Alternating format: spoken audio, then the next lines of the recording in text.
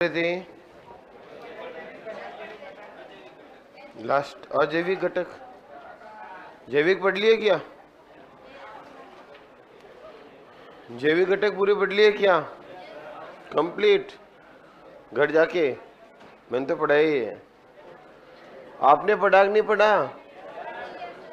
पूरा कंप्लीट पढ़ा? कोई दिक्कत? नो दिक्कत? तो आगे बढ़े। बताओ लास्ट क्या कुछ हुआ था? चलो इधर।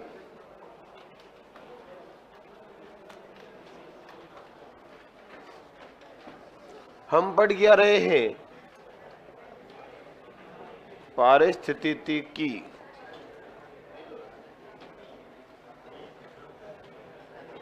क्या पढ़ रहे हैं? इकोलॉजी। इकोलॉजी क्या होती है? विज्ञान की एक शाखा, जिसमें किसका अध्ययन करेंगे मित्रों? जीव और उसके चारों ओर के पर्यावरण यानी कि वातावरण के मध्य संबंधों का अध्ययन। बताओ इसकी कितनी शाखा होगी? 2 शाखाएं होगी। कौन कौन सी मित्रों? एक होगी स्वपारिस्थितिकी और दूसरी होगी समपारिस्थितिकी। सबसे छोटी इकाई क्या होगा? जीव। जीव मिलकर क्या कहलाएंगे? समष्टि। समष्टि मिलकर समुदाय। समुदाय मिलकर पारिस्थितिकी तंत्र और उससे मिलकर हो जाएगा जैव मंडल। बताओ पर्यावरण की इकाई किसे कहते हैं? पारिस्थितिकी तंत्र को। और इकोलॉजी की इकाई किसे कहते हैं? जीव को। दोनों याद रखना है। फिर हमने बात की इकोसिस्टम की। किसकी बात की मित्रों? पारिस्थितिकी तंत्र की। इकोसिस्टम के कितने भाग होंगे मित्रों? 2। कौन कौन से? एक हो जाएंगे जैविक घटक और दूसरे होंगे अजैविक घटक। बताओ मित्रों जैविक घटक कौन कौन होते हैं? 3 होंगे ना। एक हो जाएंगे उत्पादक, दूसरा होंगे उपभोक्ता कंज्यूमर, और डिकम्पोजर कौन होंगे मित्रों? अपघटक। और उपभोक्ता कितने होंगे मित्रों? 3। प्राइमरी, सेकेंडरी और टर्सरी। प्राथमिक, द्वितीयक और तृतीयक। फिर हम बात की अजैविक घटक। सबसे मेन कौन है? प्रकाश के बाद सेकंड नंबर पे मुख्य कौन है? तापमान। तापमान के बाद जल, और जल के बाद सब अन्य। बहुत सारे घटक आ जाएंगे। वायु सबसे ज्यादा जरूरी नहीं है। वायु में अगर ऑक्सीजन नहीं हुई तो वायु क्या काम की? अगर वायु में आपको दे दूं उसमें ऑक्सीजन हटा दूं तो वायु ज्यादा काम की नहीं। ज्यादा काम का कौन हुआ? प्रकाश। क्योंकि प्रकाश होगा तो प्रकाश संश्लेषण होगा, और प्रकाश संश्लेषण होगा तो ऑक्सीजन उत्पन्न होगी, और ऑक्सीजन उत्पन्न होगी तो हमारी दैनिक क्रियाएं चलेगी। तो सबसे मेन कौन हुआ? प्रकाश। कोई दिक्कत? वायु, हवा सब अन्य के अंदर आएंगे जो जरूरी है। तो उत्पादक कौन होते हैं? जो अपना भोजन स्वयं बनाते हैं। पढ़ रखा आप लोगों ने। उपभोक्ता कौन होते हैं? जो भोजन के लिए दूसरे जीवों पर निर्भर रहते हैं। कितने मित्रों? ये 3। प्राथमिक में कौन आएंगे? शाकाहारी जीव जो केवल घास फूस खाते हैं। द्वितीयक में मांसाहारी आएंगे लेकिन दूसरों का भोजन बन सकते हैं। तृतीयक में भी मांसाहारी शाकाहारी दोनों आ सकते हैं, लेकिन ये किसी का भोजन नहीं बनते हैं। अपघटक वे जीव होंगे जो मृत जीव जंतु और सड़ी गली वस्तुओं को खाते हैं और अपघटन कर लेते हैं, जीव को सड़ा करके नष्ट कर लेते हैं वस्तुओं को। फिर हमने बात की जैविक घटक, और इसमें सबसे पहले हम पढ़ रहे हैं प्रकाश। और प्रकाश के अंदर मैंने आपको कल लिखाया कि प्रकाश जीवों के लिए सबसे महत्वपूर्ण अजैविक घटक माना जाता है। जितने भी अजैविक घटक है इनमें सबसे महत्वपूर्ण कौन हुआ मित्रों? प्रकाश। क्यों? क्योंकि प्रकाश संश्लेषण क्रिया के लिए जीवों के लिए आवश्यक ऑक्सीजन और भोजन दोनों ही प्रकाश संश्लेषण क्रिया से बनते। याद करो, प्रकाश होगा, प्रकाश संश्लेषण होगी तो उत्पादक से उपभोक्ता की ओर ऊर्जा का स्थानांतरण होगा, ऊर्जा का निर्माण होगा और खाद्य श्रृंखला चलेगी। और अगर प्रकाश ही नहीं होगा तो पेड़ पौधे नहीं होंगे और पेड़ पौधे नहीं होंगे तो ऑक्सीजन और भोजन दोनों नहीं होंगे, तो हमें दोनों ही तो चाहिए जिंदा रहने के लिए। याद करो, सबसे पहले ऊर्जा कहाँ बनी? उत्पादक में, फिर किस में आई? शाकाहारी में, फिर किस में आई? मांसाहारी में। तो ऊर्जा उत्पन्न कहाँ हुई? पेड़ पौधों में तो हुई, उत्पादकों में तो हुई, जहां से आगे स्थानांतरित हुई। इसीलिए कहा कि जिंदा रहने के लिए सबसे आवश्यक दोनों ही चीजें, भोजन और ऑक्सीजन, प्रकाश संश्लेषण क्रिया से बनते हैं। फोटोसिंथेसिस रिएक्शन से फॉर्मेशन होता है, इसलिए इसको सबसे महत्वपूर्ण अजैविक घटक माना जाता है। कोई दिक्कत इसमें? बढ़ूं आगे बोले मित्रों। अजैविक घटक में सबसे मेन कौन है? लिख दिया आपने। अच्छा बताओ, प्रकाश का धरती पर एकमात्र प्राकृतिक स्रोत सूर्य है। धरती पर प्राकृतिक रूप से कितने स्रोत है? एक ही है। जितना सूर्य का प्रकाश रोज धरती पे आता है, उसका कितना % अपन काम में लेते हैं? जितना प्रकाश डेली आता, अभी भगवान आ गए और प्रकाश दे रहे, शाम को वापस चले जाएंगे, तो ये जितना प्रकाश रोज देते हैं, उसका कितना % प्रकाश रोज का अपन उपयोग लेते हैं? 1 से भी कम। एक तो बहुत ज्यादा हो जाएगा, 1% से भी कम हम काम में लेते हैं। बाकी 99 से अधिक प्रकाश धरती से टकराकर रिफ्लेक्शन होकर परावर्तित होकर वापस लौट जाता है। इस प्रक्रिया को नाम दिया जाता है मित्रों एल्बिडो प्रभाव। क्या कहते हैं? Albedo effect. और एल्बिडो सबसे ज्यादा किसका होता है? बर्फ का। सबसे ज्यादा प्रकाश बर्फ से टकराकर रिफ्लेक्शन होगा कि बर्फ एक तरह से कांच की तरह व्यवहार कर लेती है। उसके बाद किसका होगा? मिट्टी का। और सबसे कम किसका होगा मित्रों? पादपों का, क्योंकि पादप प्रकाश को क्या करते हैं? अवशोषित करते हैं। तो लिखो नेक्स्ट बिंदु बनाकर देखो, धरती पर प्राकृतिक रूप से, धरती पर प्राकृतिक रूप से ऊर्जा का सबसे बड़ा स्रोत, धरती पर प्राकृतिक रूप से ऊर्जा का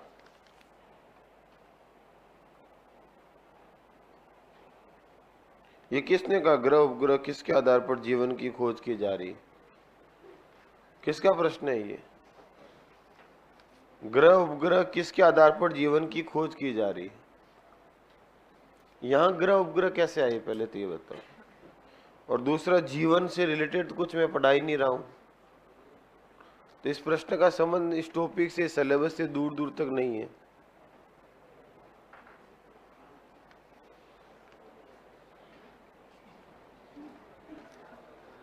नेक्स्ट बेटा, वही चीज पूछो जो चल रहा है, एक्स्ट्रा चीजें ना तो मैं पढ़ाता हूं ना मैं बोलता हूं।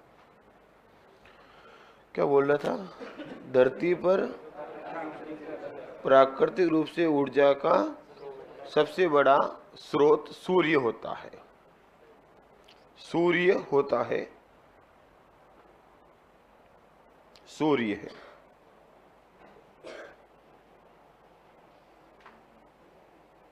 सूर्य है, लिख दिया होगा। नेक्स्ट लिखो, कुल सूर्य प्रकाश का प्रतिदिन, कुल सूर्य प्रकाश का, कुल सूर्य प्रकाश का प्रतिदिन 1% से भी कम भाग, 1% से भी कम भाग,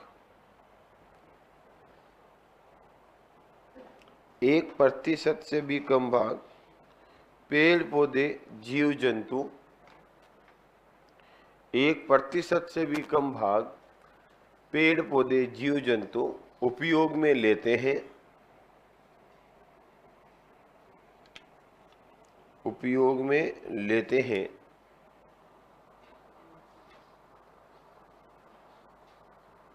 उपयोग में लेते हैं तथा शेष अतिरिक्त सूर्य प्रकाश तथा शेष अतिरिक्त सूर्य प्रकाश पृथ्वी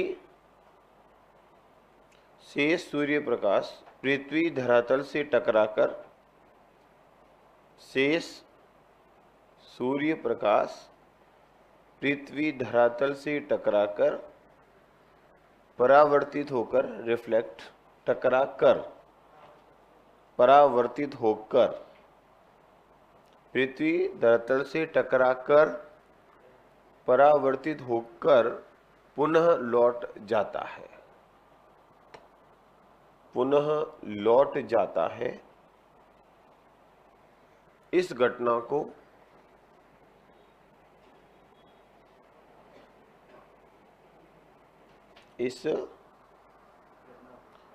को एल्बिडो प्रभाव कहते हैं। कौन सा प्रभाव कहेंगे मित्रों? एल्बिडो।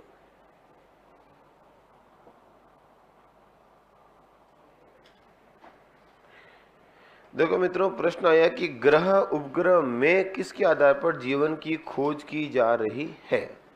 तो ध्यान रखना मित्रों, नहीं वो तो हो गया इसलिए मैंने बीच में नहीं बोला। ग्रह उपग्रह, जैसे मान लो चंद्रमा एक उपग्रह है, चंद्रमा एक उपग्रह है कि नहीं है, और मंगल एक ग्रह है कि नहीं है। याद है ना, सबसे पहले सूर्य होता है, सूर्य के पास बुध होता है, बुध के बाद शुक्र होता है, शुक्र के बाद मंगल, मंगल के बाद नहीं बुध, शुक्र के बाद पृथ्वी, पृथ्वी के बाद मंगल, मंगल के बाद होगा बृहस्पति, शनि, अरुण, वरुण। ये ग्रहों का क्रम होता है। अब मित्रों, किसी भी ग्रह पर जब हम सैटेलाइट छोड़ते हैं तो वहां की परिस्थितियां, वहां के पाए जाने वाले अवशेष, फॉसिल्स, इनके आधार पर यह पता किया जाता कि यहाँ पर जीवन संभव है या जीवन पाया गया था या नहीं। तो ये किसके आधार पर किया जाएगा? वहां की परिस्थिति के आधार पर। जैसे चंद्रमा पर हमने, चंद्रयान फर्स्ट ने हमें बताया कि यहाँ पर पानी उपस्थित था या है, तो पानी के क्या दिए उसने? संकेत दिए, और इन संकेतों के आधार पर हमने क्या लगाया? अनुमान कि चंद्रमा पर पानी है तो जीवन भी हो सकता है। तो मिलने वाली वातावरणीय परिस्थितियों के आधार पर पता या अनुमान लगाया जाता है। दूसरा मित्रों, वहां कोई अवशेष मिला हो, वहां के हम कुछ चट्टाने वगैरह जैसे याद करो, वहां का कुछ अवशेष लेकर वापस धरातल पर आते हैं और उसका फिर वापस लैब के अंदर एनालिसिस करते हैं कि ऐसी परिस्थिति धरती पर है तो धरती के मिलती जुलती कितनी है। ये अगर मिलान होता है हमारी परिस्थिति के अनुसार तो हम अनुमान लगा सकते हैं कि यहाँ जीवन हो सकता है। तो कुल मिला के वातावरणीय परिस्थितियों के आधार पर अनुमान लगाया जाएगा, जो सैटेलाइट के माध्यम से हम आज वर्तमान में पता लगा रहे हैं। याद करो, चंद्रयान 2 जो हमने छोड़ा था, उसका हमारा मकसद ही यही था कि चंद्रमा की सतह का उतर करके अच्छे से अध्ययन करना और वहाँ के कुछ भागों को लेकर के वापस धरातल पर लाना, लेकिन वो प्रयास पूरा सफल नहीं हुआ था। और इसी क्रम में हम याद रखना, मंगलयान 2 2024 के अंदर छोड़ रहे हैं।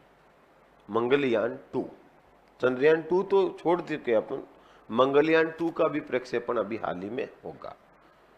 ये यूनिट आपके सिलेबस में है, एक है ना टेक्नोलॉजी की यूनिट आपके सिलेबस में, हाँ, तो उसके अंदर अपन इस टॉपिक को पढ़ेंगे। फिर मेरे वापस क्लिक हुआ कि ये टॉपिक आपके यूनिट में तो है, सिलेबस में तो है, पर अभी मैं पढ़ा रहा हूँ, उससे संबंध नहीं है।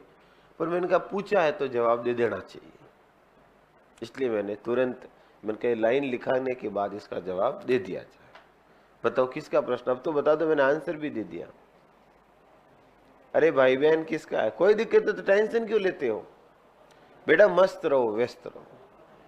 एक बात बताओ, ईमानदारी से बताना, अब पूरी क्लास, और मैं तो एक ऐसा टीचर जो खुला बोलता हूँ, लाग लपेट लगता नहीं हूँ। मेरे को अगर पता नहीं होता तो मैं मना भी कर देता हूँ, ऐसे कोई मेरे कोई बड़ी चीज नहीं है। साफ साफ शुद्ध शुद्ध करने वाला आदमी हूँ। आपको कौन से प्रश्न का उत्तर मैंने नहीं दिया हो, या कौन से प्रश्न पूछने पर मैंने किसी को कुछ कहा हो, आप तुरंत जब भी मैं पूछूं ना प्रश्न दो किसका, हाथ खड़ा कर दो, मैं तुरंत उत्तर दे दूंगा। मैं सिर्फ यही चाहता हूं कि किसके दिमाग में ऐसा चल रहा, कौन पढ़ रहे हैं, इसके पीछे मेरा इतना ही मकसद होता है और कुछ नहीं। तो आप घबराओ मत, मैं पूछ लूं किसका, तो क्या हुआ, पूछा है ना आप लोगों ने, तो उत्तर में देने के लिए तो तैयार ही हूं। बस आप बता तो नहीं किसने दिया, तो फिर मुझे भी अच्छा नहीं लगता यार। पूछा है किसने, पता ही नहीं कौन है, तो मैं क्यों उत्तर दूं? ये लो, वो वाली बात हो जाती है, समझे ना आप?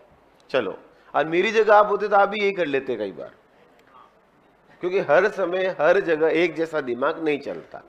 मैंने कहा ना आपको, हर समय आपका मूड एक जैसा नहीं रहता है। सही है गलत है? कई बार कहीं का गुस्सा कहीं निकल जाता है। हालांकि सुबह सुबह तो गुस्सा क्या है, उठ के आए अपन। नेक्स्ट चले आगे।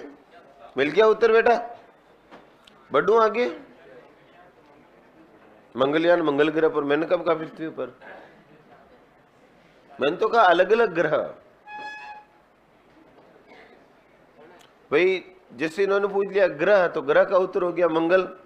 फिर था उपग्रह, तो उपग्रह का उत्तर हो गया चंद्रमा। तो मैंने तो सोच समझ के उत्तर दिया, हुक्म। चलो आगे। क्या बोल रहा था, मुझे बुला दिया। बताओ वापस कहाँ थे? वहीं आओ, ग्रह पर नहीं जाना है। अभी मंगल और चंद्र की यात्रा मत करो। आने वाले समय आपको मैं मंगल ग्रह पे भी ले जाऊंगा। जब टेक्नोलॉजी पढ़ेंगे तब ग्रहों की भी शेयर करेंगे। वहां पर अपन PSLV GSLV की भी बात करेंगे, है ना। बाहुबली की भी बात करेंगे। चंद्रयान 2 जो छोड़ा था, उस प्रक्षेपण यान को नाम दिया था बाहुबली। चलो आगे। तो बात क्या कर रहे हैं अपन, अब बताओ, छोड़ो उसको। एल्बिडो प्रभाव क्या होता है, किसको समझ में नहीं आया बताओ। देखो इधर, जितना प्रकाश रोज आता है उसका 1% से भी कम हम काम लेते हैं। हम लालच नहीं करते हैं, लालच बुरी बला है। 99% भगवान सूरज भगवान ले वापस कल और देना। तो ये टकरा कर वापस जा रहा है, इसको हमने क्या नाम दिया? एल्बिडो प्रभाव। एल्बिडो सबसे ज्यादा किसका होता है?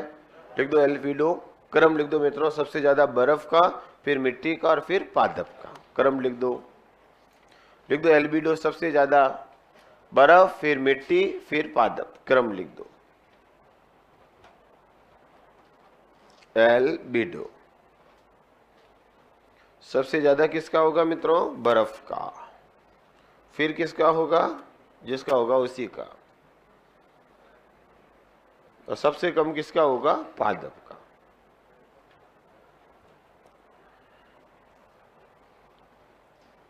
लिखा सा? पीछे लिख दिया सबने प्रकाश। तो प्रकाश क्या हुआ? सबसे महत्वपूर्ण अजैविक घटक। और प्रकाश का स्रोत भी मुख्य कौन है? सूरज भगवान। अच्छा, सूर्य पर जो ऊर्जा मिल रही है कौन सी प्रक्रिया से मिलती है, बता सकते हो? हाइड्रोजन के संलयन से। और हाइड्रोजन के अणु संलयन होकर किसका निर्माण करते हैं? हीलियम का। तो हाइड्रोजन से हीलियम बनते रहे, लगातार बन रहे, लगातार क्रिया चल रही है और लगातार ऊर्जा मिल रही है। याद रखना, पूछ ले तो नाभिकीय संलयन से। हालांकि यहाँ का मैटर नहीं है, फॉर इंफॉर्मेशन, जानकारी के लिए मैंने आपको बोला है। नेक्स्ट एक प्रश्न पूछ लूं, सुबह सुबह बता दोगे? टिप्पा मत ठोकना। भगवान का नाम लेके ये नहीं कि अकड़ बकड़ बम्बे बोन। ये लो, बताओ सूर्य का प्रकाश जो धरती पे आता है, इसका मापन हम किस यंत्र से करते हैं? ऑप्शन देना पड़ेगा।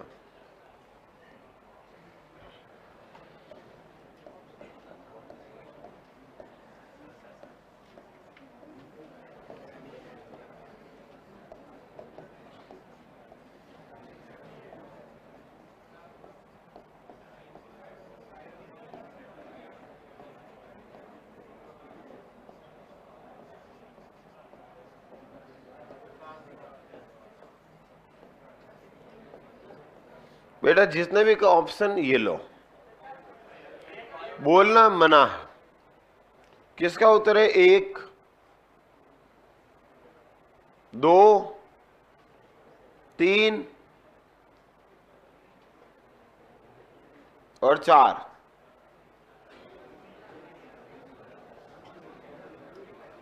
बेटा 4 के 4 उत्तर है, 4 उत्तर है नहीं।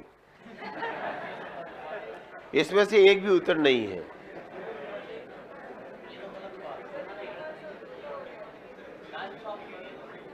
मैं यही चेक कर रहा था कि आप लोग टिप्पा ठोकते हो या वास्तव में सोचते हो।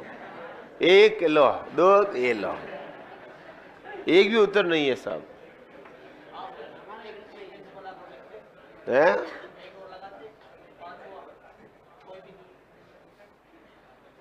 आया समझ में कुछ?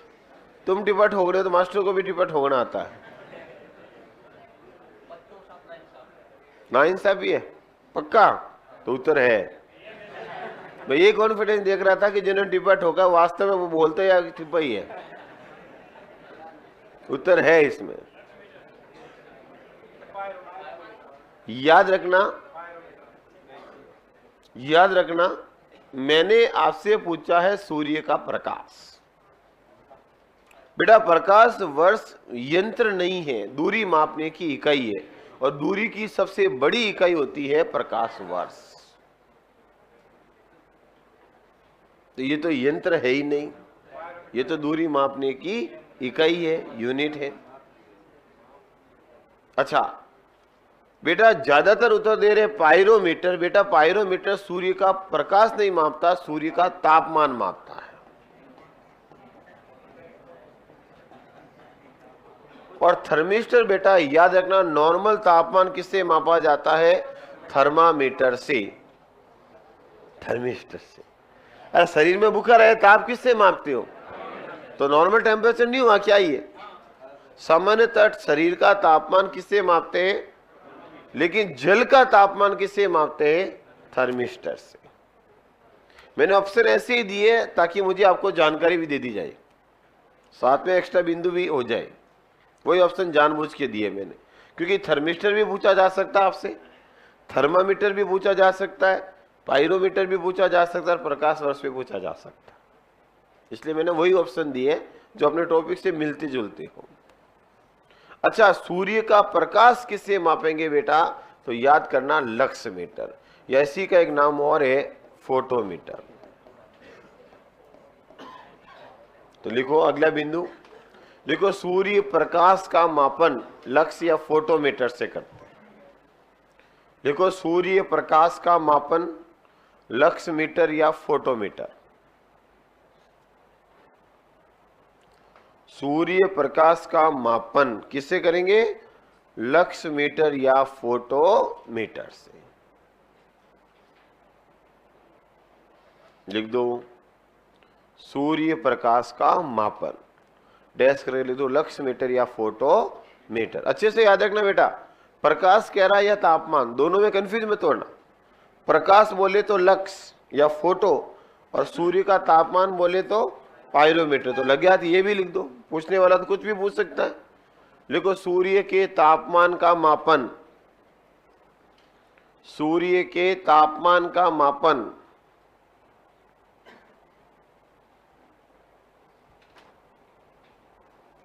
टेम्परेचर किससे मापेंगे? पायरोमीटर से। किसका? सूर्य का। लिख दो शरीर का तापमान थर्मामीटर। नेक्स्ट बिंदु, सूर्य का तापमान लिख दिया सबने पायरोमीटर, तो लिखो शरीर का तापमान थर्मामीटर।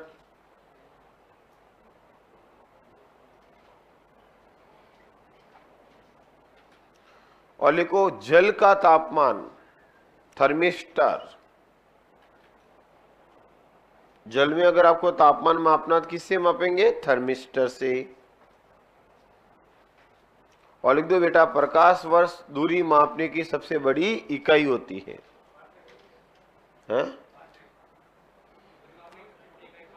पार्सेक भी होती है दूरी, तो प्रकाश वर्ष को ही तो बोलते हैं पार्सेक, ऐसा ही में एक। चलो लिखो प्रकाश वर्ष, सामने लिख दो दूरी मापने की इकाई, बस प्रकाश वर्ष लिख दो दूरी मापने की इकाई।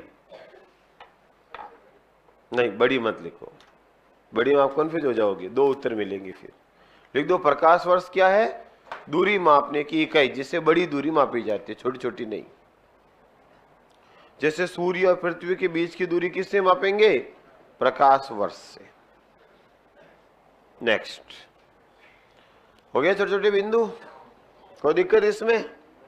तो पहला टॉपिक कंप्लीट होता है प्रकाश। दूसरा लिखो तापमान, याद नहीं है बेटा। नेक्स्ट, अरे जब दूरियां पढ़ेंगे फिजिक्स में तो देखेंगे, अभी क्यों माल तो लपड़ा कर रहे हो? लिखो आगे, है ही नहीं दूरी टॉपिक में, ये लेके बैठ गए, ये पूछना झेलना चाहिए। देखो आगे क्या बात करनी है? तापमान की। जो सिलेबस है वो तो पूरा होता ही नहीं है, एक्स्ट्रा पढ़ा दे इनको। जो सिलेबस का बिंदु है बेटा उस पर फोकस करो, वो पढ़ के भी क्या कर लोगे। बात करते हैं किसकी, तापमान। और याद रखना, मैं अपना ज्ञान झाड़ने लग जाऊं तो आप भी अपना ज्ञान बता दो, थोड़ा मैं भी बताने लग जाऊं इधर उधर का, तो काम का थोड़ी है वो। नेक्स्ट, सिर्फ समय खराब होगा। किसकी बात कर रहे हैं, तापमान की। बताओ अनुकूलित ताप कितना होता है, जिसमें ना तो सर्दी लगती है ना गर्मी, बीच का ताप किसे माना जाता है। लिखो अनुकूलित ताप, एडेप्टेड टेम्परेचर। अनुकूलित तापमान,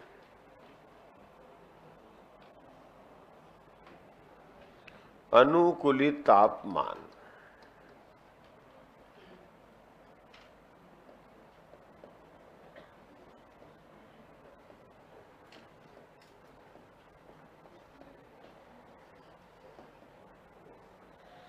अनुकूलित तापमान 20 से 35 डिग्री सेंटीग्रेड के बीच माना जाएगा। 20 डिग्री से लेकर 35 डिग्री सेंटीग्रेड। बेटा इसके बीच अगर तापमान होता है तो जीवों के लिए अनुकूलित है, ना तो गर्मी है ना सर्दी है। 20, 21, 22, 23, 35 तक आराम से अपन सहन कर सकते हैं। अभी देख लो बोले इनके बीच तापमान मिलेगा आपको आज का, अभी का, तो ना तो अभी आपको गर्मी लग रही है ना अभी आपको सर्दी लग रही है। तो ये हो गया अनुकूलित, हमारे लिए सबसे बेस्ट टेम्परेचर। अच्छा, तापमान का अनुकूलित होना क्यों जरूरी है। अगर तापमान अनुकूलित नहीं हुआ और ज्यादा हो गया तो क्या होगा, है भाई, या कम हो गया तो क्या होगा। देखो हमारे शरीर में पाचन क्रिया होती है। कौन सी क्रिया होती है बेटा, पाचन। या कौन सी क्रिया होती है, श्वसन। ये सब क्रियाएं कहलाती है रासायनिक क्रियाएं। क्या कहलाती है बताओ, पाचन श्वसन केमिकल रिएक्शन है कि नहीं है, रासायनिक क्रिया है। चूंकि ये हमारे शरीर में हो रही है, और जब भी जीव के शरीर में हो तो जीव के लिए क्या शब्द याद करेंगे, जैव रासायनिक क्रिया। याद करो, मैंने आपसे एक दिन कहा था हिंदी में जैव आएगा तो इंग्लिश में क्या आएगा, बायो। और रासायनिक को क्या बोलेंगे, केमिकल। और क्रिया को क्या बोलेंगे, रिएक्शन। तो जैव रासायनिक क्रिया, बायोकेमिकल रिएक्शन हमेशा पाचन श्वसन होते हैं, जो किसके द्वारा संपन्न होते हैं, एंजाइम से। याद करो, पाचन की क्रिया एंजाइम से होगी कि नहीं होगी। श्वसन क्रेब्स साइकिल चलता है, ग्लाइकोलाइसिस चलता है, तो विभिन्न प्रकार के एंजाइम भाग लेते हैं। ठीक है मित्रों, ये तापमान अगर ज्यादा होगा, तापमान क्या होगा मित्रों, ज्यादा, तो एंजाइम का क्या हो जाएगा, विघटन। एंजाइम टूट करके नष्ट हो जाएंगे। और अगर तापमान हो जाएगा मित्रों कम, क्या होगा, तापमान कम, तो एंजाइम क्या हो जाएंगे, निष्क्रिय। यानी कि तापमान ज्यादा होने पर भी एंजाइम काम नहीं करेंगे, विघटित होकर के नष्ट हो जाएंगे। और तापमान कम होने पर भी एंजाइम नहीं करेंगे, निष्क्रिय हो जाएंगे। और दोनों ही कंडीशन में अगर तापमान अनुकूलित नहीं हुआ और एंजाइम निष्क्रिय विघटित हो गए तो श्वसन रुक गया, तो जीव की मृत्यु हो जाएगी। इसीलिए कहते हैं कि तापमान का अनुकूलित होना जरूरी है। याद करो, आपने कई बार सुना है, क्या, भयंकर गर्मी से व्यक्ति की मृत्यु। सुना कि नहीं सुना, तो क्या हुआ, भयंकर गर्मी हुई, एंजाइम का विघटन हो गया, श्वसन क्रिया रुक गई, वो चला गया। ये आपने ये भी सुना है, कड़ाके की ठंड से 2 लोगों की मृत्यु, अखबार में हेडिंग होती है। मतलब भयंकर ठंड पड़ी, बॉडी एडजस्ट नहीं हो पाई, एंजाइम निष्क्रिय हो गए और वो चला गया। वैसे कौन नहीं जाएगा, सब जाओगे। जो आया है वो तो जाएगा, कोर्स पूरा हो जाएगा और तुम चले जाएगा। अब तुम्हारी सोच ही ऐसी है, तो मैं क्या कर सकता हूं। मैं तो पॉजिटिव सोच के साथ बोला, कोर्स होगा और जो आया वो जाएगा, चाहे टीचर हो चाहे स्टूडेंट। सही है। तो प्यारे विद्यार्थियों, इसलिए कहा जाता है अनुकूलित तापमान का होना। देखो, जैसे गर्मी बढ़ी, अपना शरीर तुरंत पसीना निकालेगा और कोशिश करेगा कि टेम्परेचर 37 के आसपास रहे। होगा कि नहीं होगा। जैसे सर्दी हुई, कंपी शुरू होगी और शरीर अपने आकार को छोटा करने का प्रयास करे, होगा कि नहीं होगा? तो शरीर को अपन सिकोड़ने का प्रयास करेंगे, करेंगे कि नहीं करेंगे? एलन का नियम, एलन ने एक वैज्ञानिक थे, उनका नियम था कि जो जीव ठंडे प्रदेशों में रहते हैं वो अपने शरीर को छोटा रखने का प्रयास करते हैं, उनका आकार छोटा होता है ताकि उष्मा की हानि कम से कम। और जो गर्म प्रदेशों में रहते हैं उनके शरीर का आकार बड़ा होता है। एक देख लो ठंडे प्रदेश वाले लोग हैं, देख लो उधर शिमला मनाली वाले छोटे छोटे नन्हे है कि नहीं, और एक देख लो बाड़मेर वाला हाउस पोस्ट है कि नहीं इधर। हाँ तो गर्म प्रदेश की है वो इधर। कहाँ सुबह सुबह नाम ले रहा है? मैंने तो इसलिए अपने भारत के एग्जाम्पल देना उचित समझा, इसकी नजरें पता नहीं कहाँ कहाँ चली जाती है। देखो इधर किसकी बात कर रहा हूं मैं? अच्छा एक बात और याद आई मुझे, बोल दो?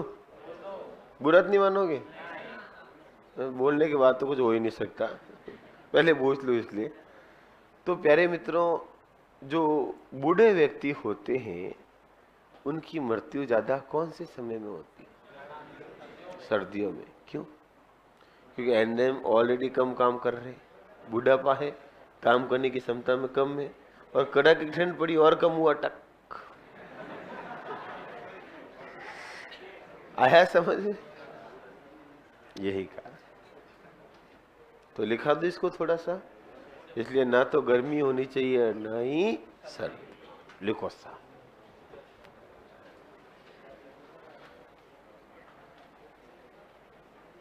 बोलूं क्या? अच्छा जो मैं बोल रहा था, हाँ लिखो। देखो जीवों के शरीर में, वही जो बोला वापस बोल, जीवों के शरीर में, मेरी क्या एक आदत है थोड़ी सी, मैं बीच में आप कोई पूछ तो मैं मजाक कर लेता हूँ, मजाक में जवाब दे देता हूँ, तो कोई बुरा तो नहीं मानते हो ना? पक्का? पहले कह देना ताकि मैं अपने लक्षण सुधार दूं। और ये भी ध्यान रखना,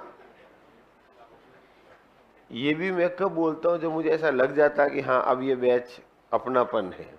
शुरुआत में मैं बिल्कुल नहीं बोलता हूं, याद कर लो आप भी। हाँ किसी का क्या धीरे धीरे, देखो कोई पहली बार मिलता है तो थोड़ी पता उसके लक्षण कैसे है। एक बार मिला, दो बार मिला, फिर धीरे धीरे वो अपना होता है, और अपने होते होते सपना पूरा हो जाता है। लिखो, जीवों के शरीर में होने वाली, जीवों के शरीर में होने वाली जैव रासायनिक क्रियाओं के लिए, जीवों के शरीर में होने वाली जैव रासायनिक क्रियाओं के लिए अनुकूलित तापमान का होना आवश्यक है। जैव रासायनिक क्रियाओं के लिए अनुकूलित तापमान का होना आवश्यक है। अनुकूलित तापमान का होना आवश्यक है क्योंकि ये क्रियाएं एंजाइम द्वारा संपन्न होती है। क्योंकि ये क्रियाएं एंजाइम द्वारा संपन्न होती है और तापमान अधिक होने पर,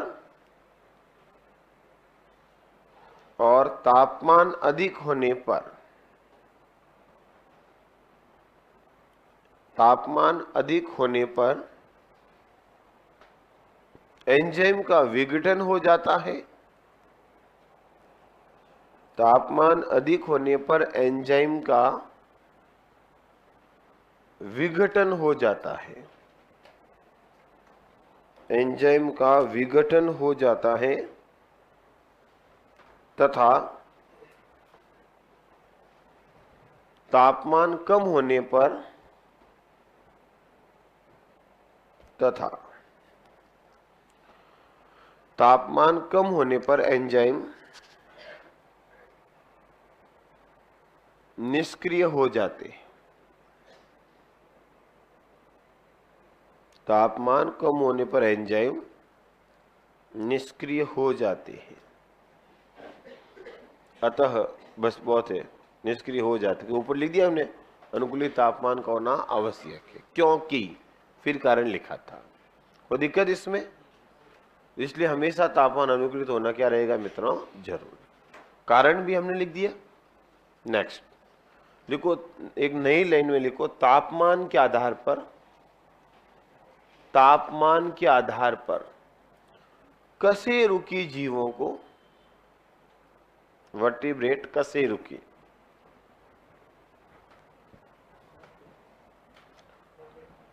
तापमान कोऑर्डिनेट के आधार पर कशेरुकी, कशेरुकी को क्या बोलते हैं? कोऑर्डिनेटा। कशेरुकी जीवों को दो प्रकार से बांटा। कोऑर्डिनेटा को दो प्रकार से बांटा। तापमान के आधार पर कशेरुकी जीवों को कितने प्रकार से बांटा मित्रों? दो। कौन कौन से? एक ये और एक वो, दो। लिख दो। हाँ, दो, एक ये और एक वो। हाँ, ये नहीं लिखना है, इधर मैं लिखूंगा। कौन कौन से होंगे मित्रों? दो। एक लिखो, क्षमतापी, समतापी, या इसको बोलते हैं मित्रों गर्म रुधिर धारी।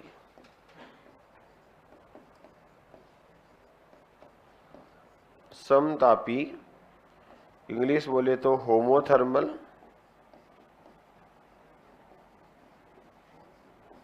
या वार्म ब्लडेड।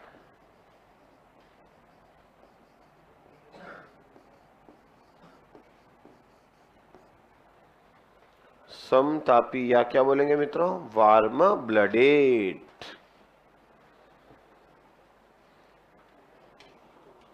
समतापी, होमोथर्मल या क्या बोलेंगे? गर्म रुधिर धारी। लिख दो। लिख दिया? पीछे सबने?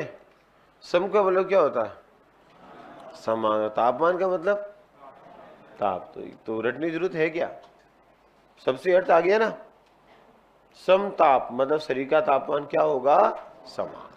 जैसे अपन मतलब अपने शरीर का तापमान फिक्स है कि नहीं है? समान है कि नहीं है? कितना जीता है उतना 37 डिग्री। तो कभी कम होगा क्या? नहीं। ज्यादा होगा क्या? नहीं। तो लगातार एक तरफ से एक जैसा बने रखने का प्रयास होगा, तो वो कहलाएंगे समताप। और तापमान ज्यादा होगा या कम? ज्यादा ही है, जीरो थोड़ी है। इसलिए खून हमारा कैसा है? गर्म। लाल तो है, मुझे पता है। क्या हमारा खून कैसा है? कैसा? लाल। पर गलत नहीं कह सकते। मैंने ये नहीं कहा तापमान के आधार पर, मैंने भी इतना ही पूछा खून क्या है, ये बोला ना। तो उत्तर तो सही हो सकता है, क्योंकि आपने पूछा किस। तो बेटा तापमान के आधार पर कैसा है? गर्म रुधिर। इसीलिए याद करो, हमारी बॉडी हमेशा गर्म रहती है, और जब आप चले जाते हो तो ठंडा हो जाता है। होगा कि नहीं होगा? कई बार नोट किया होगा, चोट ग्रस्त के दो देख बॉडी टेम्परेचर देख, ठंडा तो नहीं हुआ कि नहीं, चल रहा, चल फटाफट हॉस्पिटल। आया समझ में? लिखो। तो आएगा भी नहीं कभी। लिखो। हर बात समझ में आए जरूर थोड़ी है, कई बार कुछ चीजें नहीं आनी भी चाहिए। हाँ, तो लिखो फिर। क्या बोल रहा था मैं? तापमान। लिखा दो इसको। कोई तकलीफ? इससे कोई हाईफाई चीज नहीं है बेटा, जो है वही बोला अपने, सीधी सीधी बातें। तो लिखो, वे जीव जिनके शरीर का तापमान निश्चित होता है, वे जीव जिनके शरीर का तापमान निश्चित फिक्स होता है। वे जीव जिनके शरीर का तापमान निश्चित होता है, फिक्स होता है। एग्जाम्पल लिखो, पक्षी, एविज, पक्षी व मैमल्स, स्तनधारी जीव, सभी पक्षी और स्तनधारी। इसके एग्जाम्पल कौन होंगे बेटा? पक्षी, पक्षी को क्या बोलते हैं? एविस। और दूसरा क्या होगा मित्रों? मैमल्स, स्तनधारी।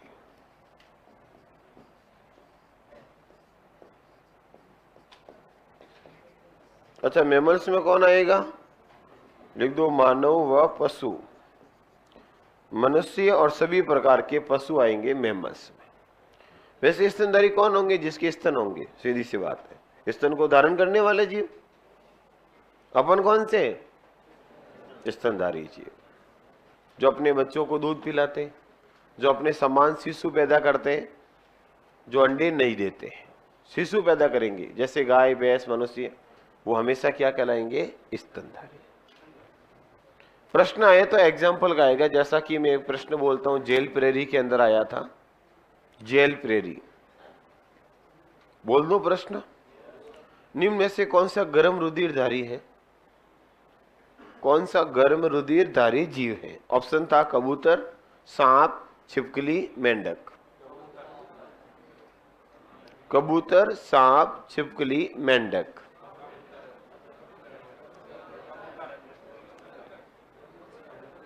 कबूतर, सांप, छिपकली, उत्तर होगा कबूतर। क्यों? पक्षी है। आया समझ में? तो गाय, भैंस, ऊंट, घोड़ा, सभी पशु और मनुष्य प्लस पक्षी हमेशा क्या होते हैं? स्तनधारी। और याद रखना, प्रश्न अगर आता है तो फिर मैं कहता हूं एग्जाम्पल का ही आएगा। ज्यादातर चांसेस एग्जाम्पल से होते हैं जनरल साइंस के अंदर, तो याद रह जाएगा। कैसे प्रश्न आएगा ये भी क्लियर, पुराने एग्जाम का क्वेश्चन भी बता दिया। कोई तकलीफ? बढ़ो आगे। तो दूसरा लिखो, विषमतापी।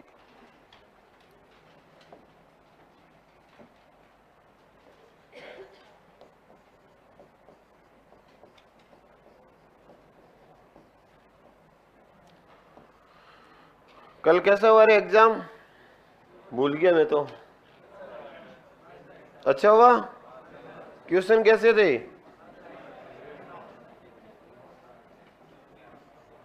हैं? लेवल था ना? क्वेश्चन के लेवल नहीं थे क्या? फिर तो ठीक है, बराबर था ना? कुछ क्वेश्चन सीधे भी थे, कुछ क्वेश्चन नॉर्मल थे, बिल्कुल देखते उत्तर कर सकते हो। कुछ में थोड़ा सा सोचना, एक दो ऑप्शन, और कुछ में चारों में सोचना। ऐसा ही था ना? तब तो ठीक है। मिला जुला? हाँ, नहीं, उसका आपको की मिल जाएगी, सॉल्यूशन करके आपका समय नहीं लूंगा।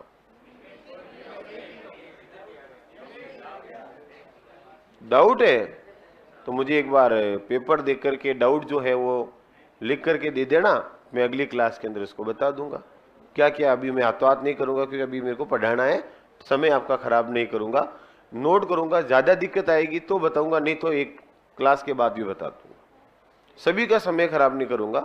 किसी को क्वेश्चन में ज्यादा प्रॉब्लम है तो मैं अभी जल्दी नहीं निकलूंगा, क्लास के बाद बाहर रुक जाऊंगा, तो मेरे से पूछ लेना, या मैं यहीं रुक जाऊंगा, मुझे पूछ लेना क्लास के बाद आज, ठीक है? तो एक बार अपन डिस्कस कर लेंगे। और ज्यादा दिक्कत आएगी तो फिर मैं इसको बोर्ड पे करा दूंगा, निर्भर करेगा, देखते हैं प्रॉब्लम कैसी है इधर। तो विषमतापी या क्या हो जाएगा? शीत रुधिर धारी। इंग्लिश में लिखो हेट्रोथर्मल और कोल्ड ब्लडेड।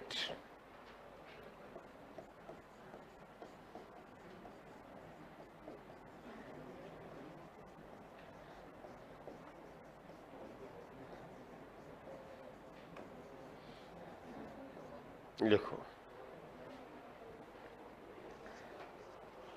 पेपर तो सिंपल था, नहीं क्या दिखता है इतनी। चलो लिख दिया होगा बेटा। ऐसे जीव जिनका शरीर का ताप वातावरण के साथ साथ क्या हो जाएगा? बदल जाएगा, उसको क्या बोलेंगे? विषम तापी। लिखो वे जीव, हाँ बोलो,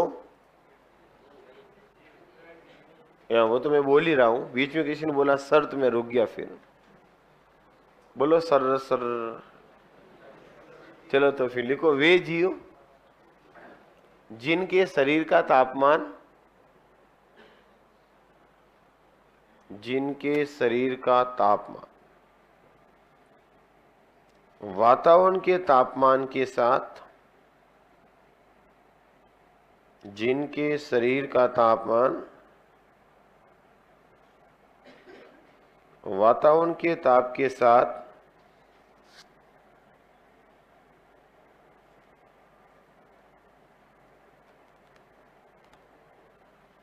जिनके वातावरण का तापमान नहीं, शरीर का तापमान वातावरण के तापमान के साथ बदलता है,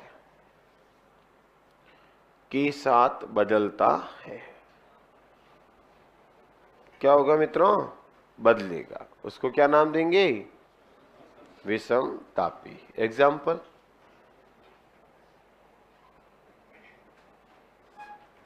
लिखो मछली, फिशिज, सभी प्रकार की मछलियां, मछली वर्ग, मछली जल की रानी है, याद आया? मछली हो जाएगी। और कौन होगी? उभयचर, एम्फीबिया, मेंढक वगैरह, और सरीसृप, सांप, छिपकली। ये तीनों आपके हो जाएंगे विषम तापी, और वो दो हो जाएंगे समतापी, स्तनधारी और पक्षी। ठीक है? मछली में कौन आएगी? मछलियां। उभयचर मतलब एम्फीबिया, जिसमें मेंढक आते हैं, और सरीसृप मतलब रेप्टिलिया, जिसके अंदर सांप, छिपकली, कछुआ, मगरमच्छ ये सब आते हैं। कोई दिक्कत? तो ये हो गया मित्रों आपका प्रकाश और तापमान। तीसरा लिखो, जल है तो कल है भाई? आर्टिफिशियल सूर्य जो अभी मुझे नहीं पता बेटा, अभी इसके बारे में क्यों बात करें?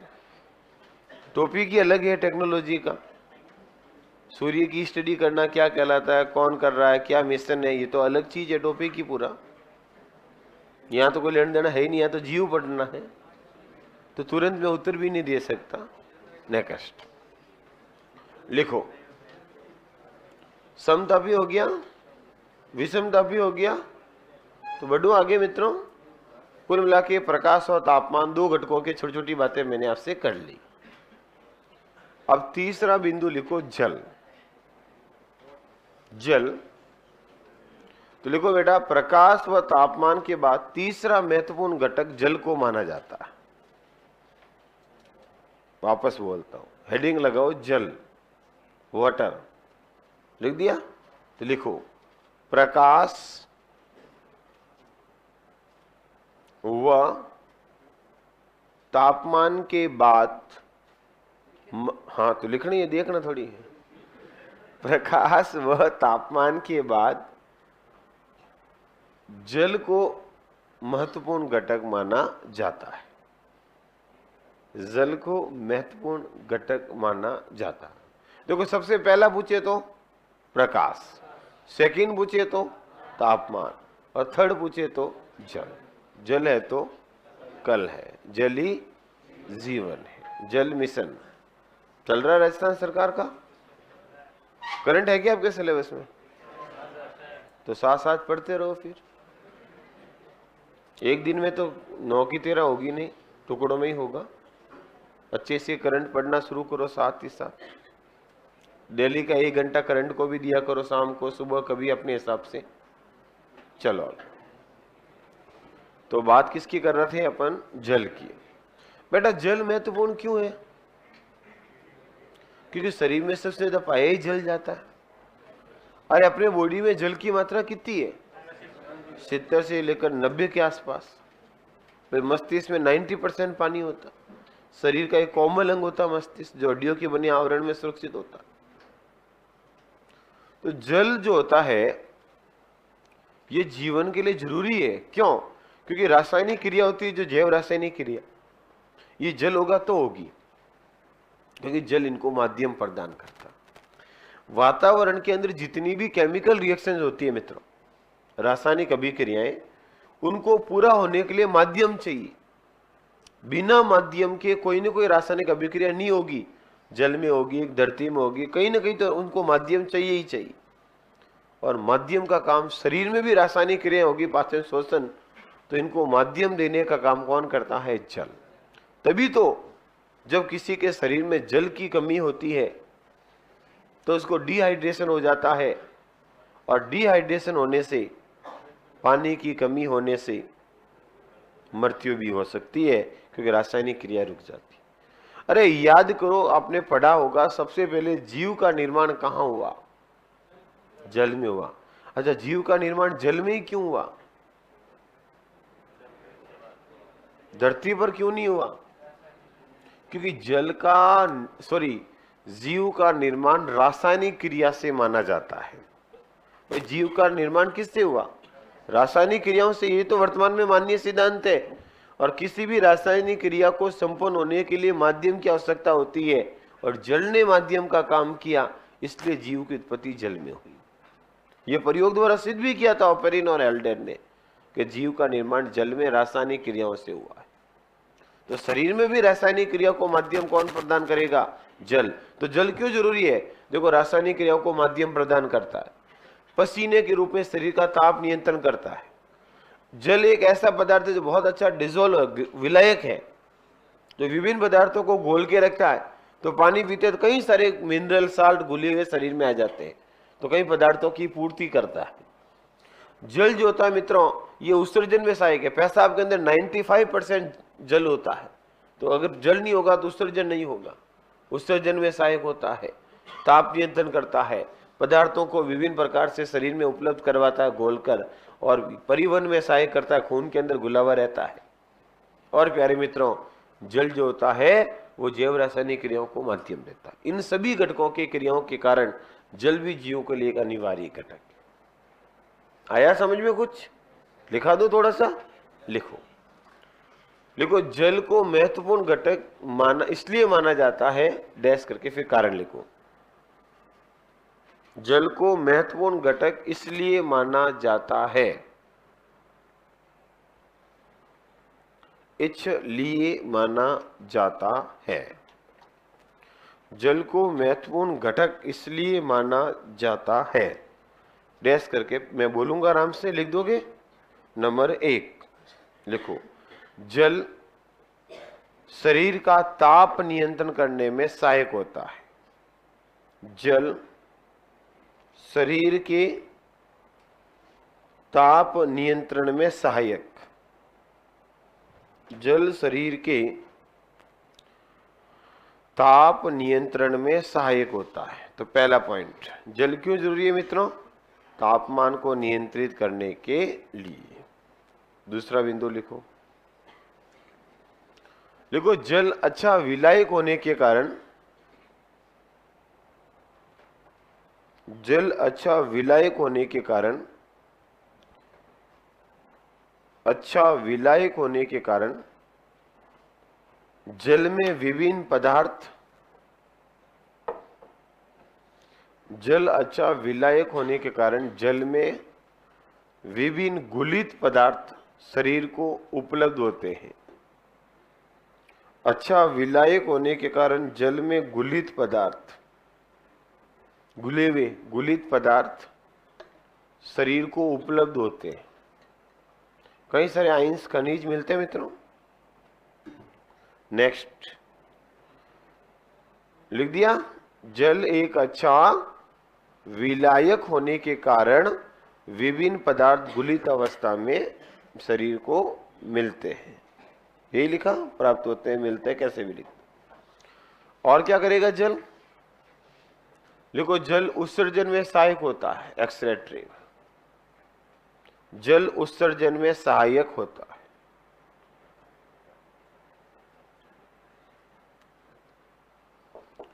जल उत्सर्जन में क्या होगा मित्रों? सहायक।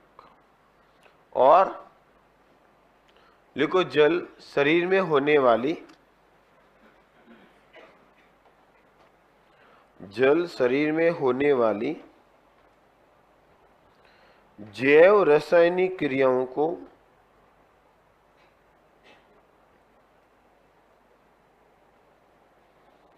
शरीर में होने वाली जैव रासायनिक क्रियाओं को माध्यम प्रदान करता है।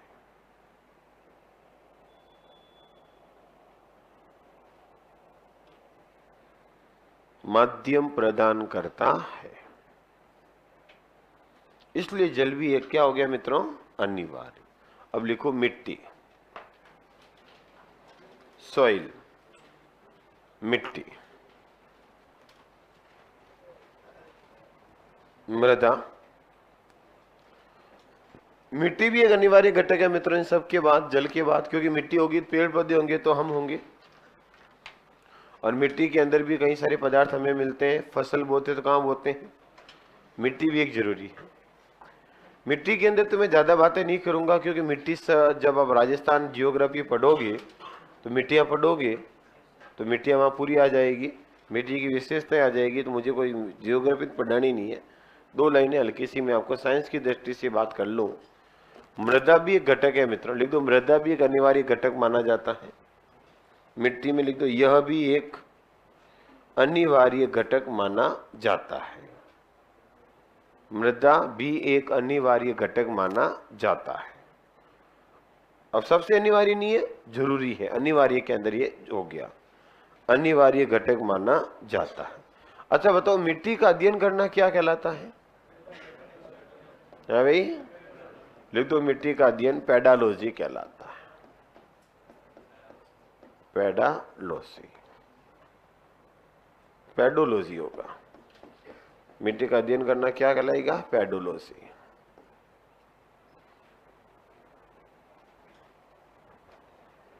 पेडोलॉजी या पेडोगोजी कहलाता है। अच्छा, मिट्टी जो होती है मित्रों, उसमें सबसे उपजाऊ मिट्टी किसको मानते हैं? जलोढ़ मिट्टी को, जो नदियों द्वारा बहाकर लाई गई। लिखो, सबसे उपजाऊ मृदा जलोढ़ मिट्टी को माना जाता है। सबसे उपजाऊ मिट्टी जलोढ़,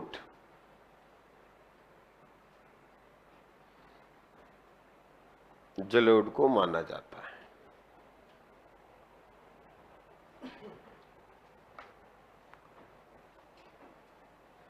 चलो बहुत है, बाकी मिट्टियों में पढ़ोगे, मैं यहाँ पर आपका वापस पढ़ोगे वैसे भी मिट्टियाँ ज्योग्राफी के अंदर तुम और अच्छे से पढ़ोगे।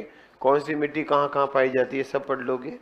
वैसे यहाँ साइंस में ऐसा नहीं आता मिट्टी राजस्थान में कहाँ होती है।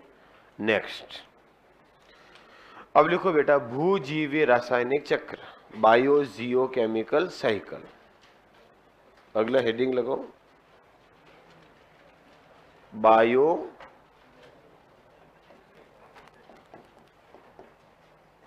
जियो केमिकल साइकिल। लिखो हेडिंग, भूजीवीय रासायनिक चक्र। लिखो heading, biogeochemical cycle, भूजीवीय रासायनिक चक्र। अंतिम बिंदु है इस यूनिट का according to syllabus. Biogeochemical cycle, अलग से टॉपिक बोला, अजैविक घटक का ही भाग है। किसका भाग है ये? अजैविक घटक का। बायो जियो केमिकल साइकिल लिखा क्या? अरे हेडिंग लगा दिया सबने पीछे। तो बेटा बायो का मतलब यह क्या है? बायो का मतलब लिखो बेटा, यह जीव से मतलब है बायो। जियो का मतलब, जियो का मतलब बेटा सॉइल से है ना, सॉइल से है या चट्टान से है या वायु एयर से हैं,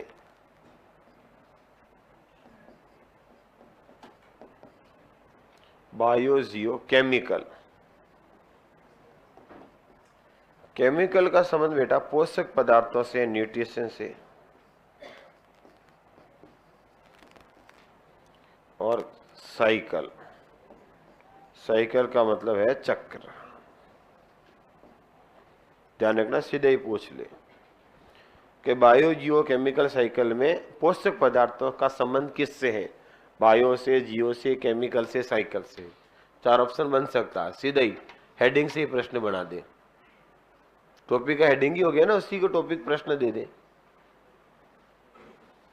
तो बायो जियो केमिकल साइकिल क्या है? बायो जियो केमिकल चक्र, पदार्थों का चक्र। प्यारे विद्यार्थियों, ढंग से सुनना। पारिस्थितिकी तंत्र में ऊर्जा का स्थानांतरण होता है और ऊर्जा हमें लगातार मिलती है।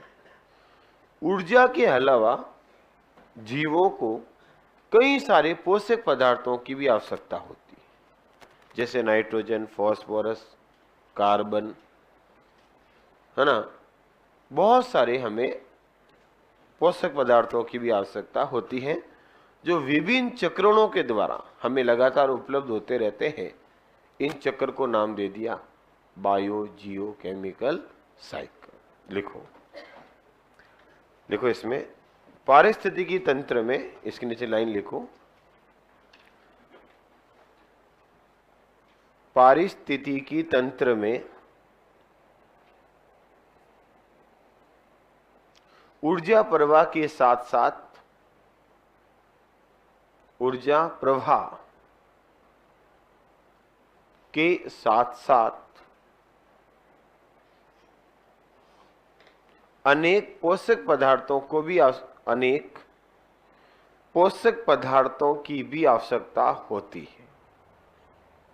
अनेक पोषक पदार्थों की भी आवश्यकता होती है। अनेक पोषक पदार्थों की भी आवश्यकता होती है, जो विभिन्न चक्रों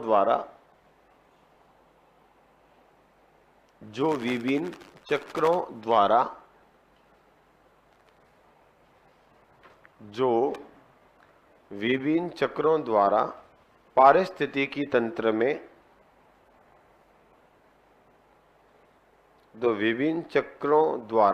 साइकिल द्वारा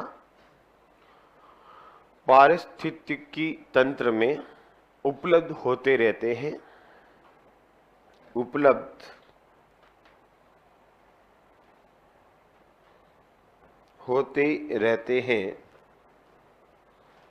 उपलब्ध होते रहते हैं, जिन्हें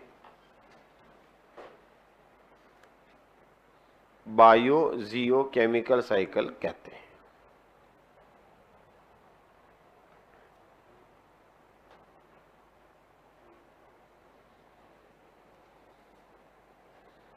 जिन्हें बायो जियो केमिकल साइकिल कहते हैं। यह 2 प्रकार के होते हैं। यह 2 प्रकार के होते हैं।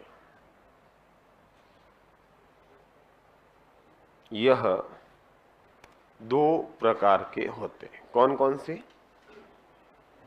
बायोजियो केमिकल साइकिल को कितने प्रकार से बांटा पूछे तो 2 प्रकार। कौन कौन से मित्रों? बहुत बढ़िया। क्या एक ये नहीं एक वो, मतलब मेरी बात मेरी ऊपर ही, कम से कम मेरे को तो बख्शते रहे। बताओ 2 कौन कौन से हैं? साइंस वाले बताओ भाई।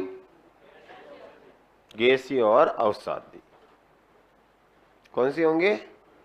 एक होंगे गैसीय चक्र और एक होंगे सेडिमेंट्री साइकिल, अवसादी चक्र। लिखो नंबर 1 गैसीय चक्र,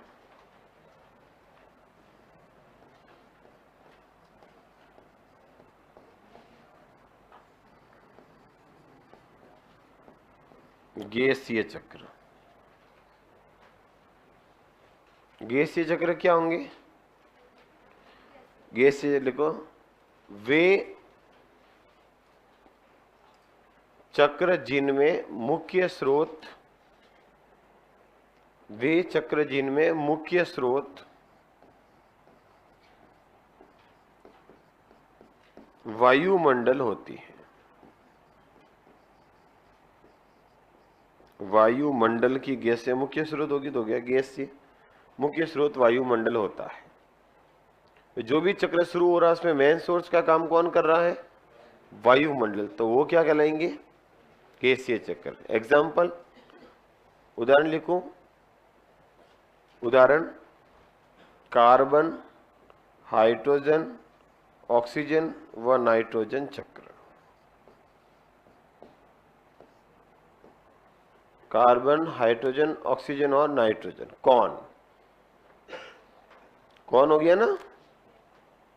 तो ये हमेशा गैसीय चक्र में आएंगे। कभी पूछ लेना इनमें से कौन सा गैसीय चक्र नहीं है या है, तो आपको ये कौन याद रखना पड़ेगा।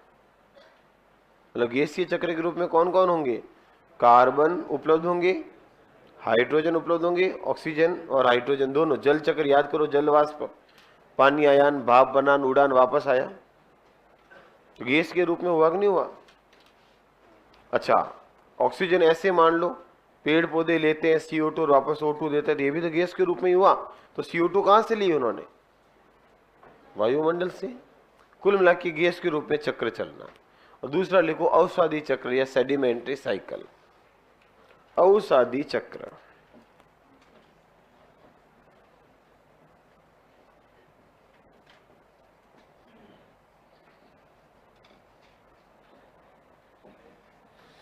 अवसादी चक्र या क्या बोलते हैं मित्रों? Sedimentary cycle. बताओ किसको कहते हैं अवसादी चक्र? लिख दो, जिसमें चक्र में, या देखो जिस चक्र में मुख्य स्रोत पृथ्वी धरातल होता है। जिस चक्र में मुख्य स्रोत, पोषक का मुख्य स्रोत पृथ्वी धरातल होता है। भूपरपट्टी, अर्थ लेयर, पृथ्वी धरातल। उदाहरण लिखो, फॉस्फोरस चक्र। एग्जाम्पल लिखो, फॉस्फोरस साइकिल, फॉस्फोरस चक्र।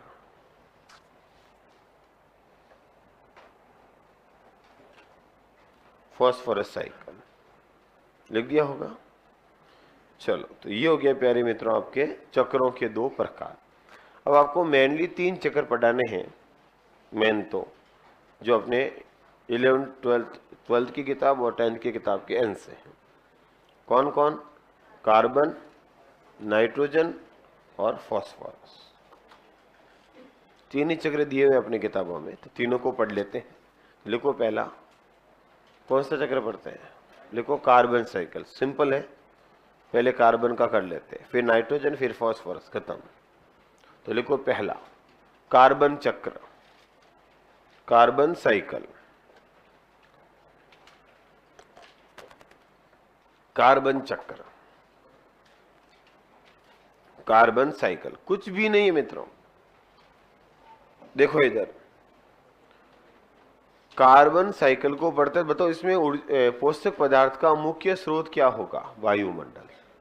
क्योंकि ये कैसा चक्र है? एक गैसीय चक्र। तो इधर देखना,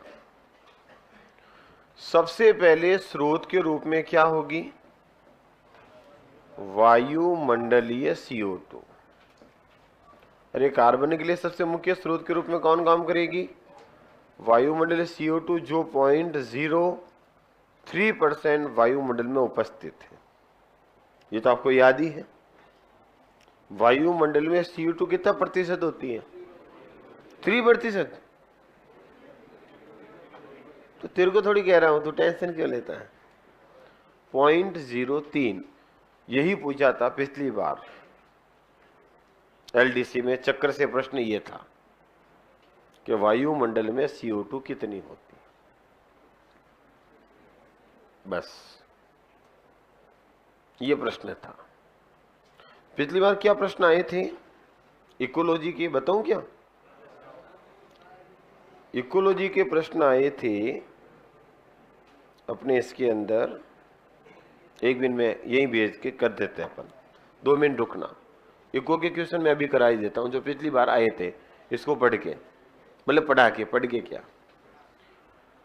तो बात किसकी कर रहे हैं अपन? वायुमंडलीय CO2 की। ढंग से सुनना, सीधा प्रश्न आता है, ये देख लो, सीधा प्रश्न पूछा है भाई CO2 कितनी होती है, कहां से पूछ लिया? कार्बन साइकिल से प्रश्न पूछ लिया। इधर अच्छे से सुनना मेरी बात को प्यारे मित्रों। ये वायुमंडल की CO2 तो मुख्य स्रोत हुई, बताओ हुई कि नहीं हुई? इसको लेंगे कौन? पादप। कौन लेंगे बेटा? पादप। बताओ लेंगे कि नहीं लेंगे? किस रूप में लेंगे? प्रकाश संश्लेषण के रूप में। किस रूप में? फोटोसिंथेसिस में। बताओ प्यारे मित्रों, लेंगे कि नहीं लेंगे? CO2 को ग्रहण किया और यहां से इन्होंने केमिकल ऊर्जा बनाएंगे, C6H12O6 ग्लूकोज बनाया, और उस ग्लूकोज को फिर हम खाएंगे भोजन के रूप में। तो पादप से ये किस में आएगी? उपभोक्ता लिख दो सीधा। किस में आएगी बेटा? उपभोक्ता यानी कि जंतुओं में आएगी। उपभोक्ता एनिमली होते हैं मित्र सभी, और उपभोक्ता लेकर के से वो मर जाएंगे तो क्या होगी? इनका क्या हो जाएगा मित्रों? अपघटक हो जाएगा, और ये अपघटक होने से वापस मिट्टी में चली जाएगी। किसमें होगा? सॉइल में। और मिट्टी से वापस कौन लेंगे? पेड़ पौधे। तो एक तो चक्र यही हो गया। याद करो, पेड़ पौधे श्वास लेते हैं, और जब पेड़ पौधे वापस श्वसन छोड़ेंगे तो श्वसन में कौन सी गैस छोड़ेंगे? CO2। तो बताओ CO2 वापस वातावरण में गई कि नहीं गई? तो जहां से आई वापस वहां गई, चक्कर पूरा। बताओ हम भी तो श्वास छोड़ेंगे वापस। हमने इधर से प्राप्त की, ऑक्सीजन ली और CO2 जोड़ी कि नहीं जोड़ी? हम भी श्वसन से वापस देंगे। और मित्रों, जीवों को जलाएंगे, जलाने का मतलब क्या होता है? दहन। तो भी तो कार्बन वापस जाएगा, CO2 धुआं उठेगा। पेड़ों को भी जलाएंगे तो जलाने से वापस क्या होगा? वापस आएगी। तो मित्रों ये बताओ, जहां गई वहां से वापस आई कि नहीं आई? कई सारे सूक्ष्म जीव होते हैं मित्रों जो मिट्टी में पाए जाते हैं, वो भी श्वसन करके वापस CO2 को वापस वायुमंडल में छोड़ते हैं। तो कार्बन साइकिल समझ में आ गया, जहां से कार्बन आया वापस वहां गया, और ये लगातार प्राप्त होता रहता है और वापस मिलता रहता है, प्राप्त होता रहता है, मिलता रहता है। तो इसको नाम दे दिया कार्बन चक्र। सिंपली है ना, कोई हाईफाई नहीं है, बना लो ये कार्बन चक्र, इतना सिंपल सा। क्या हो गया हमारे साहब, सॉरी बाबूजी? तो लिखो फिर बाबूजी। और बाबूजी 2 दिन छुट्टी मनाएंगे, अब नहीं मनाएंगे? चलो आगे, कोई बात नहीं।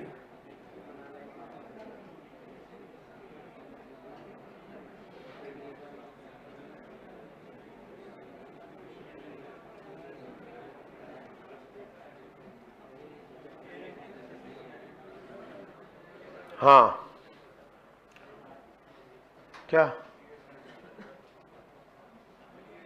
हाँ उसमें से अलग कर रखी है मैंने, तू क्यों टेंशन लेता? वो मेरी टेंशन है, मत ले तू।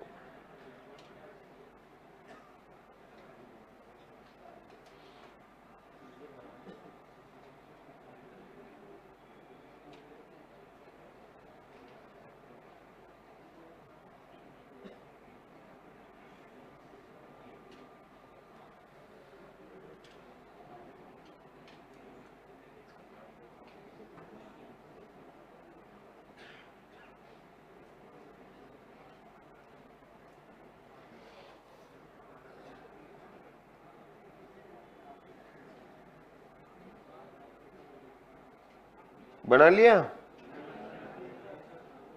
नहीं, क्यों भाई?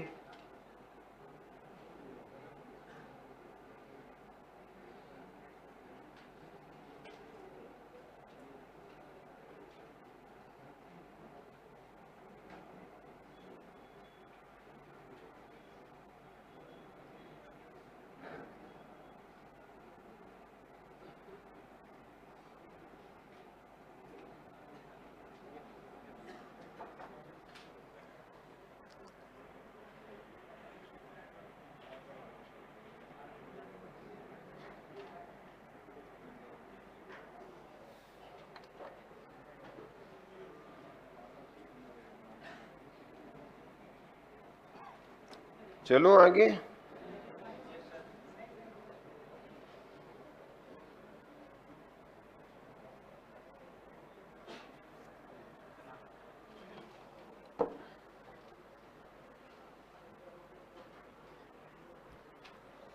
लिख दिया क्या? नहीं, लिखो फिर।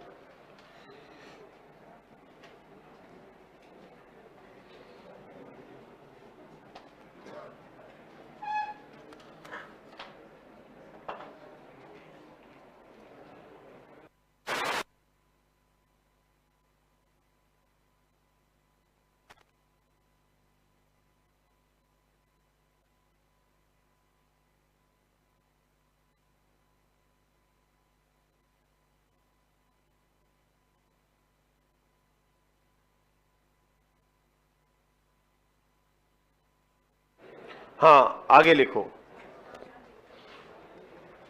लिखो मित्रों, कार्बन के अंदर एक लाइन लिखो नीचे कार्बन चक्र के। कोई हाईफाई नहीं है, कुछ नहीं, 2 लाइनें थी इसमें। तो लिखो CO2 का मुख्य स्रोत वायु, लिखो कार्बन का मुख्य स्रोत, सॉरी लिखो कार्बन का, CO2 नहीं, कार्बन का मुख्य स्रोत, कार्बन का मुख्य स्रोत वायुमंडलीय CO2 होती है। कार्बन का मुख्य स्रोत वायुमंडलीय CO2 होती है। सीधा प्रश्न पूछ ले कौन है मित्रों, तो आंसर क्या दोगे? CO2। नस इतना ही लिखना। अब दूसरा लिखो नाइट्रोजन चक्कर। दूसरा चक्कर लिखो नाइट्रोजन।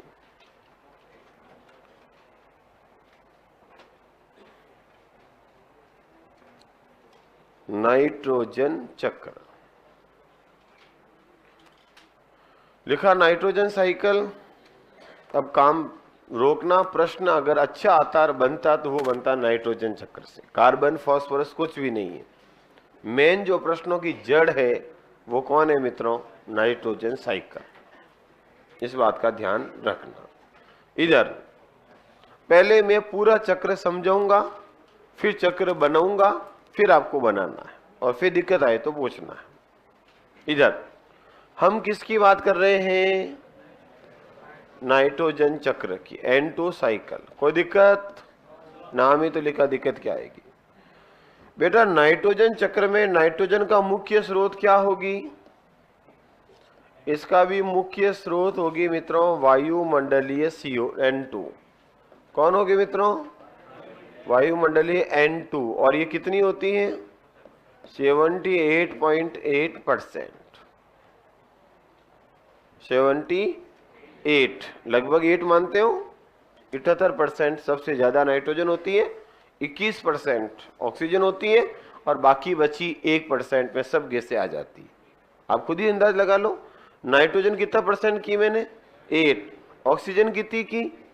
21। तो ये कितनी हुई दोनों? 99 हुआ कि नहीं हुआ? तो पीछे सब गैसें कितनी परसेंट हुई?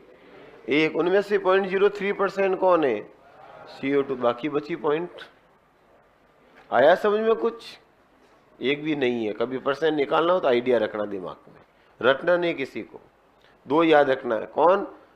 N2, O2, CO2। 3 के रेशो आपको याद रखने।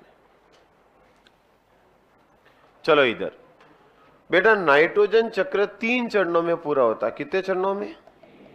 नाइट्रोजन चक्र के स्टेप पूछिए तो कितने होंगे मित्रों? 3 चरण होते हैं। कौन कौन से मित्रों? एक चक्र होगा जिसको बोलेंगे नाइट्रोजन फिक्सेशन। क्या बोलेंगे? नाइट्रोजन स्थिरीकरण। और इंग्लिश में बोले तो बोलेंगे N2 फिक्सेशन। एक तो ये होगा मित्रों। दूसरा चरण होगा उसको हम बोलेंगे नाइट्रीकरण। क्या बोलेंगे मित्रों? नाइट्रीकरण। और इंग्लिश में बोले तो नाइट्रिफिकेशन।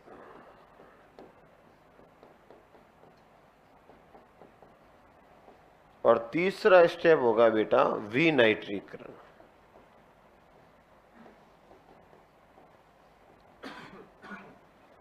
यानी कि डीनाइट्रीफिकेशन।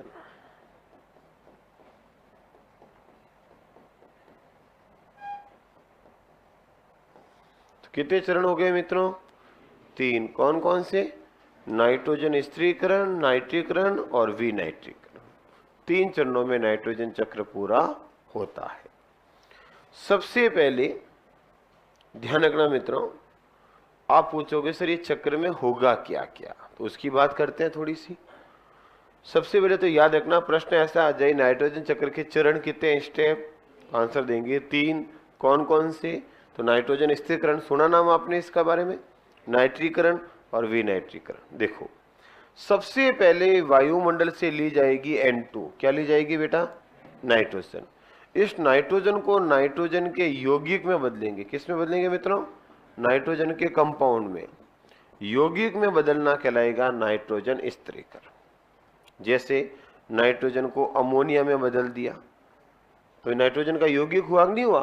तो ऐसा यौगिक में बदलना जिसमें नाइट्रोजन उपस्थित हो, तो नाइट्रोजन को नाइट्रोजन के यौगिकों में बदलना कहलाएगा नाइट्रोजन फिक्सेशन। उदाहरण राइजोबियम, याद करो, मटर की जड़ों में पाया जाता है, जो वायुमंडलीय नाइट्रोजन को लेकर नाइट्रोजन के यौगिक में बदलता है। एजोबैक्टर, क्या नाम होगा? एजोबैक्टर। फ्रैंकिया, ये जीवाणुओं के नाम है बेटा जो नाइट्रोजन स्थिरीकरण करते हैं। या नॉस्टॉक एनाबिना सेवा। फिर मित्रों नाइट्रोजन यौगिक यानी कि अमोनिया बदल गया। नाइट्रोजन यौगिकों से क्या बनाना? नाइट्रेट। क्या बनाया जाएगा? नाइट्रेट में बदलना कहलाएगा नाइट्रीकरण। क्या कहलाएगा? नाइट्रीकरण। और कुछ नाइट्रेट जो बन गई, इस नाइट्रेट को वापस तोड़ा जाएगा किसमें? वापस नाइट्रोजन गैस में। और तोड़ना कहलाएगा विनाइट्रीफिकेशन, डीनाइट्रीफिकेशन। तो ये हो जाएगा मित्रों 3 स्टेप। कितने स्टेप होंगे? 3। जैसे सबसे पहले अगर मैं चक्र बनाऊं तो सबसे पहले क्या हो जाएगी? वायुमंडलीय नाइट्रोजन N2 हो गई, जो कितनी होती है मित्रों? 78.8% वातावरण में सबसे ज्यादा। ठीक है, इसको बदला जाएगा किसमें? अमोनिया में। किसमें बदला जाएगा? और अमोनिया में बदलना क्या कहलाएगा? अमोनिफिकेशन, या हिंदी में क्या बोलेंगे? अमोनीकरण। और अमोनीकरण तो हुआ, पर अमोनिया का यौगिक है कि नहीं नाइट्रोजन का, तो यहां से इस स्टेप को नाम देंगे, पहला स्टेप लिख दो शॉर्ट में N2 फिक्सेशन। इसको क्या बोलेंगे? नाइट्रोजन स्थिरीकरण।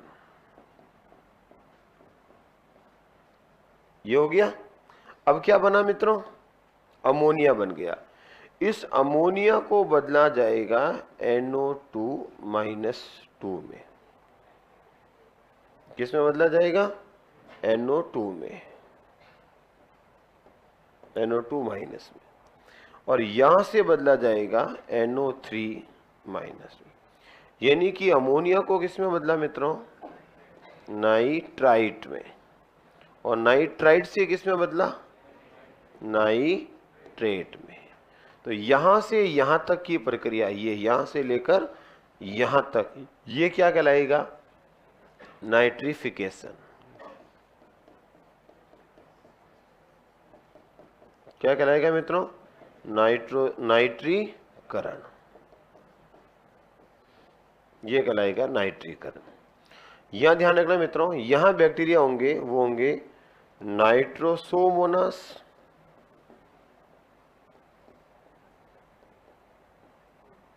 और यहां होंगे नाइट्रोबैक्टर।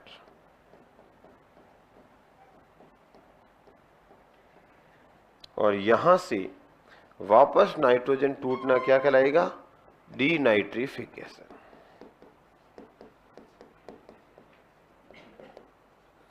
और ये कहलाते हैं क्लोस्ट्रीडियम जीवाणु करते हैं।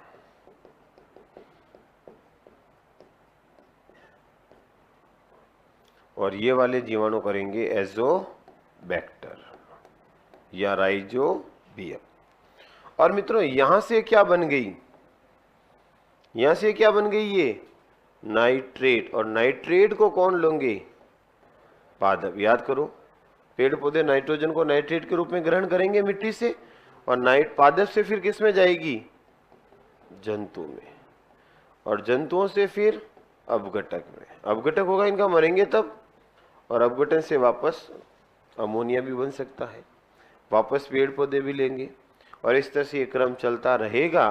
तो ये चक्र क्या कहलाएगा, नाइट्रोजन चक्र। कितने चरणों में हुआ, 3 हुए कि नहीं हुए।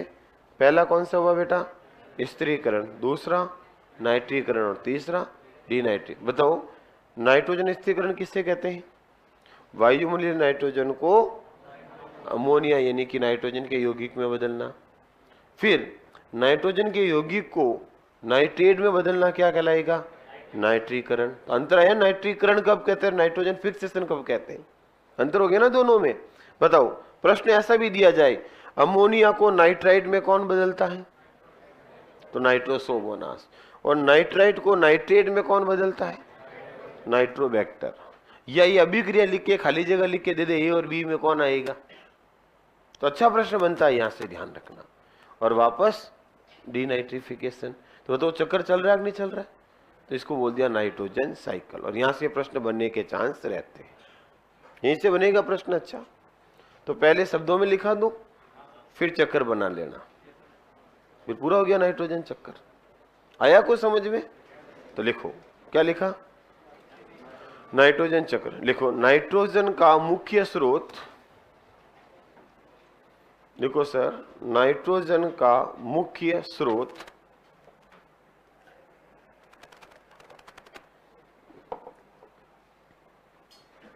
नाइट्रोजन का मुख्य स्रोत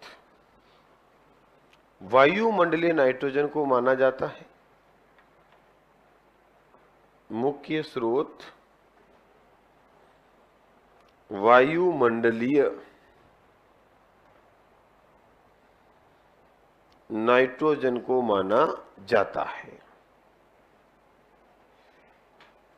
वायुमंडलीय नाइट्रोजन को माना जाता है। फिर लिखो नाइट्रोजन चक्र की क्रिया 3 चरणों में होती है। नाइट्रोजन चक्र की क्रिया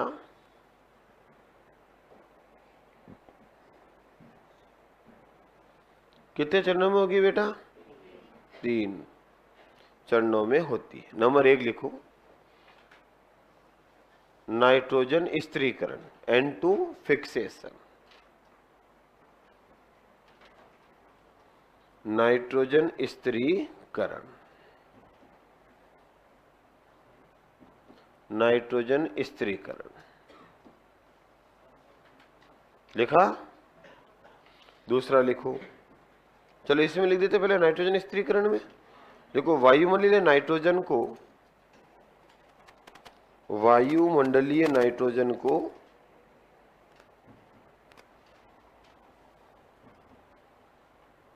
वायुमंडलीय नाइट्रोजन को नाइट्रोजन के यौगिक में बदलना, नाइट्रोजन के यौगिक में बदलना वायुमंडलीय नाइट्रोजन को नाइट्रोजन के यौगिक में बदलना।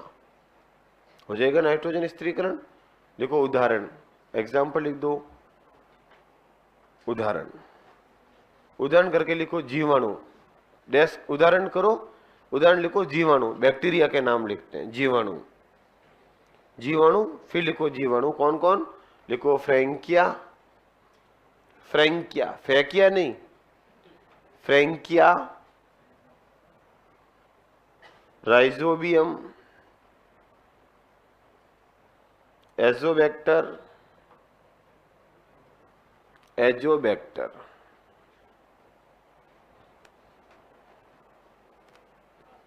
आदि, एजोबैक्टर आदि जीवाणु लिख दिए।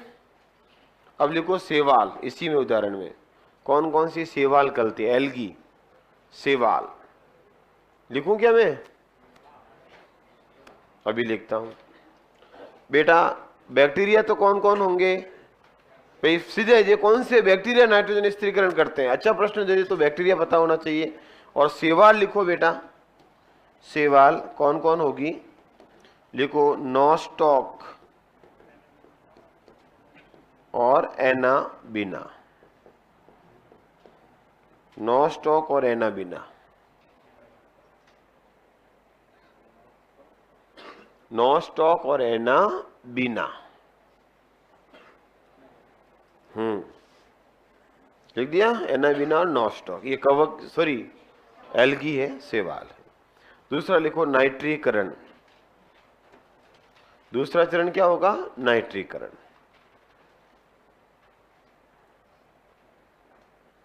नाइट्रीकरण देखो नाइट्रोजन के यौगिकों को, नाइट्रोजन के यौगिकों को नाइट्रेट के रूप में बदलना, नाइट्रोजन के यौगिकों को नाइट्रेट के रूप में बदलना, नाइट्रेट के रूप में बदलना क्या कहलाएगा मित्रों, नाइट्रीकरण कहलाएगा। देखो जैसे, जैसे वो लिख दो मित्रों नीचे, ये वाला लिख दो NH3, ये केवल ये रिएक्शन लिखो, NH3 एक रिएक्शन लिखो नीचे, NH3 नाइट्राइट नाइट्रेट और नाम लिख दो, ये नाइट्रीकरण होगा। NH3 तीर बना के ऊपर लिख दो नाइट्रोमोनास, नाइट्रोसोमोनास, और इसको फिर लिख दो नाइट्राइट, और नाइट्राइट को नाइट्रोबैक्टर, किस में बदलेंगे, नाइट्रेट में।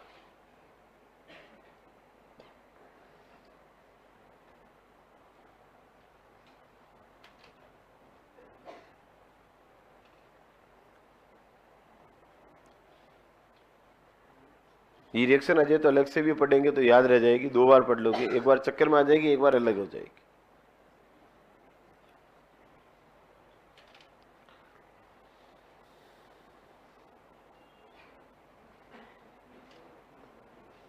लिख दिया पीछे, क्या इसको बड़ा करूं, इससे बड़ा नहीं हो सकता बेटा, ये मैं जाऊं, अभी 10 मिनट और रुको।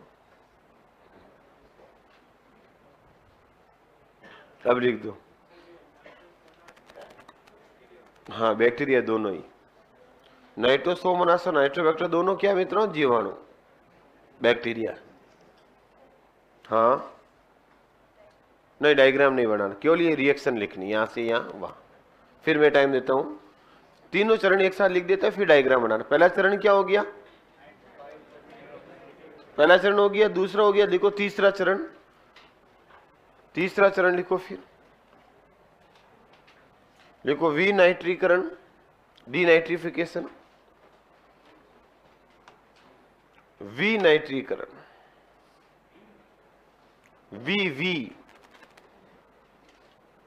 वी फॉर वही लिखो, विनाइट्रीकरण लिख दो, नाइट्रेट को पुनः नाइट्रोजन में बदलना, नाइट्रेट को पुनः नाइट्रोजन में बदलना। ये आपको शब्दों की परिभाषा भी आनी चाहिए, सीधा परिभाषा पूछ ले। नाइट्रेट को पुनः नाइट्रोजन गैस में बदलना। भाई प्रश्न आ सकता है ना, नाइट्रोजन स्थिरीकरण कहलाता है नंबर 1, नाइट्रोजन को नाइट्रेट में बदलना, नाइट्रोजन को नाइट्राइड में बदलना, है ना, नाइट्रोजन को नाइट्रोजन के यौगिक में बदलना, या नाइट्रोजन के यौगिकों को नाइट्रेट में बदलना। प्रश्न कुछ भी दे सकता है, तो आपको डेफिनेशन भी आनी चाहिए। अब ये सारणी, सॉरी ये चक्कर बना लो, चक्कर बना लो वापस, खत्म हो गया कार्बन नाइट्रोजन। कितने सिंपल है ये चक्कर। और प्रश्न यहीं से बनेगा अगर बना तो, क्योंकि यहां से बैक्टीरिया के नाम आते हैं।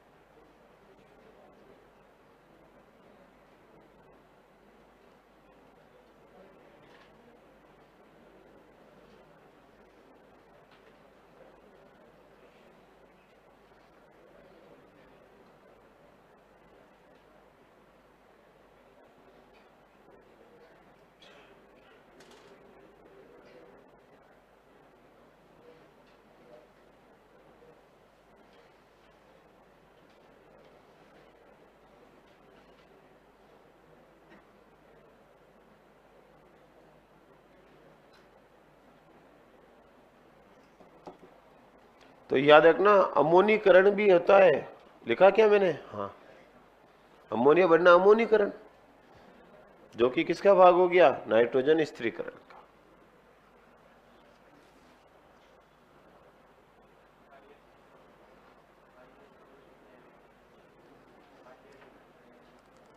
पता ही नहीं मेरे को, बता देंगे आपको, टेंशन ना लेना। हाईएस्ट नंबर किसके आए हैं बता देंगे आपको।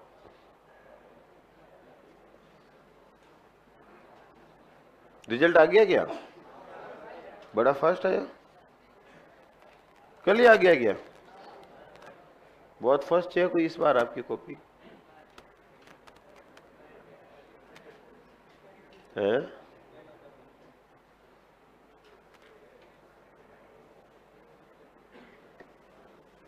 हो गया, नहीं हुआ, करो भाई करो फटाफट।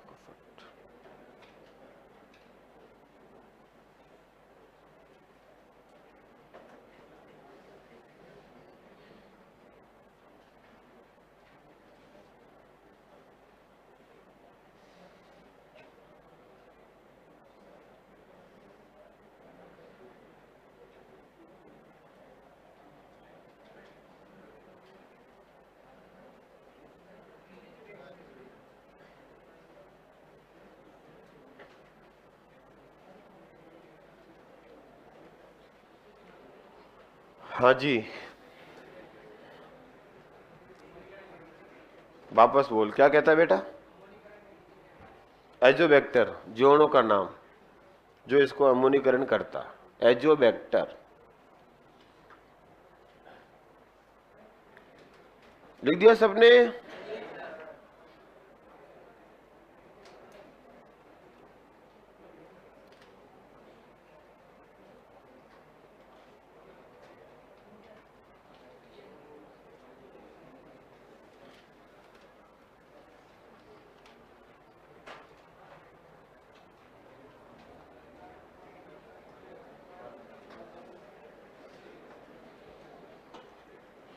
चले आगे बढ़ू? तो लिखो, चक्र बना लिया सबने? तो एक लाइन लिखो, फिर इस चक्र को पूरा करते हैं। देखो, पेड़ पौधे नाइट्रोजन को हमेशा, पेड़ पौधे नाइट्रोजन को हमेशा, पेड़ पौधे नाइट्रोजन को हमेशा नाइट्रेट के रूप में ग्रहण करते हैं, नाइट्रेट के रूप में ग्रहण करते हैं। पेड़ पौधे नाइट्रोजन को हमेशा नाइट्रेट के रूप में ग्रहण करते हैं। लिख दिया होगा। नेक्स्ट बढ़ू आगे, लिखो दूसरा बिंदु, लिखो नाइट्रोजन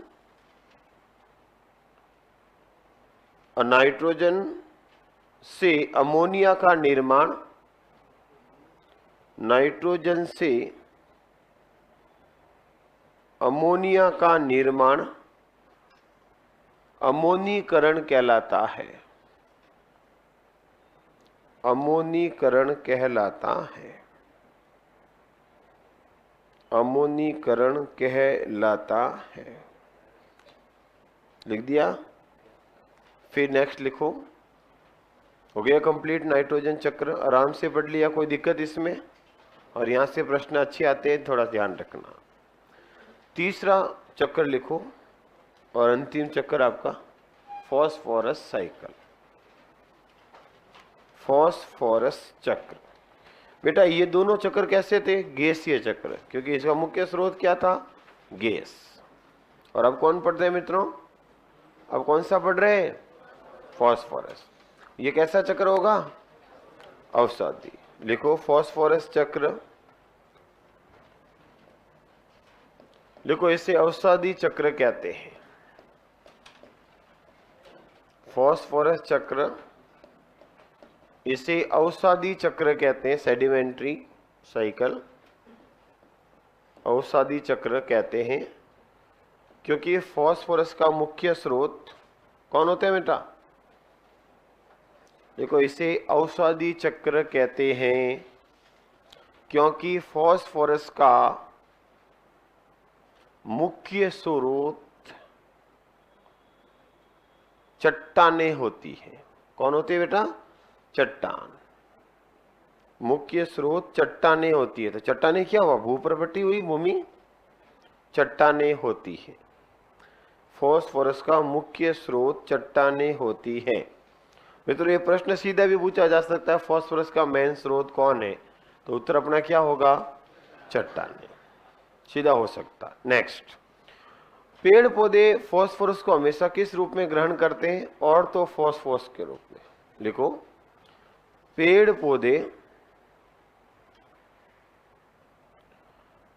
पौधे फॉस्फोरस को ऑर्थोफॉस्फेट PO4-3 ऑर्थोफॉस्फेट के रूप में ग्रहण करते हैं। पेड़ पौधे फॉस्फोरस को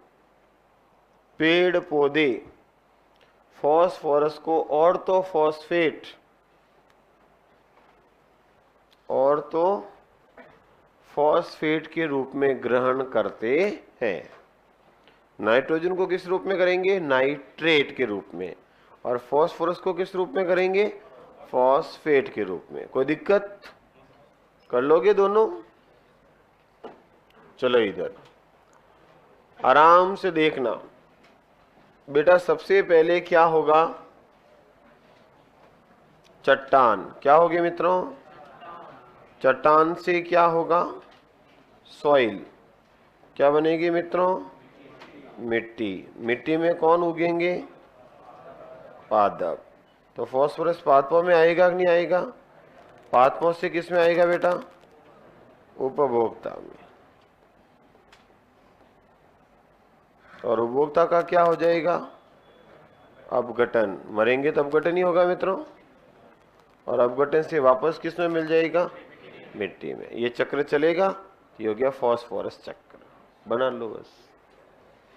और जो है वही है, मैं मन से तो बना नहीं सकता।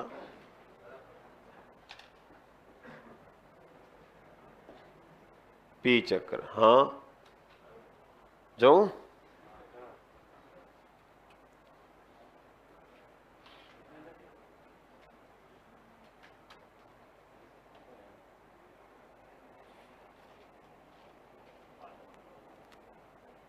ये हो गए आपके चक्कर पूरे।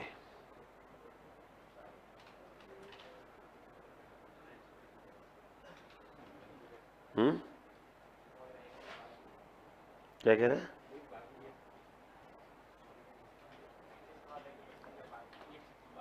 कौन सा चक्कर बाकी है रे? वो हमेशा बाकी रहेगा।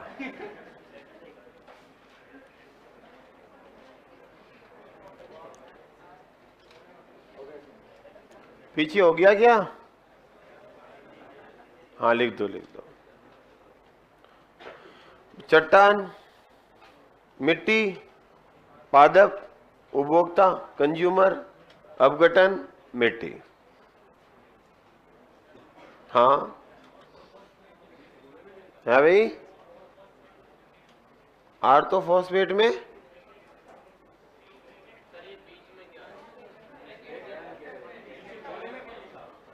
यहां ये PO4-3 सूत्र लिख दिया इसका, और कुछ नहीं। ये चक्कर, ये तो कुछ नहीं लिखा, फास्फोरस चक्कर लिखा, पी चक्र। पी मतलब फास्फोरस नहीं होता?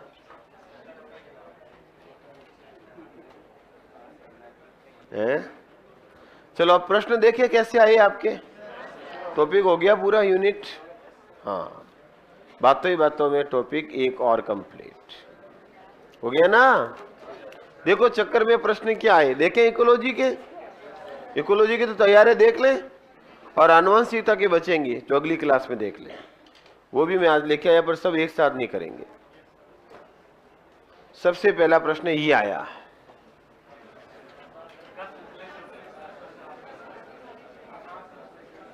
प्रकाश संश्लेषण कब आया था? ये 12/8/2018 को। प्रयास पूरा किया पेपर 7 में। बताओ कोई दिक्कत?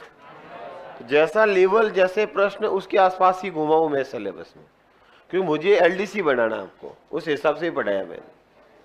तो याद रखना, मैं हर क्लास में मेरा ये फिक्स है कि मैं पुराने पेपर के प्रश्न बताता हूं, ताकि बच्चे को भटकना नहीं पड़े, एक आइडिया लग जाता प्रश्न क्या आते हैं। नहीं तो फिर कहते हैं हाँ कर लेना, तो कभी करते नहीं हो आप लोग। तो अच्छी बात है, आगे बढ़ोगे। विज्ञान की किस शाखा के अंतर्गत पर्यावरण का अध्ययन किया जाता है?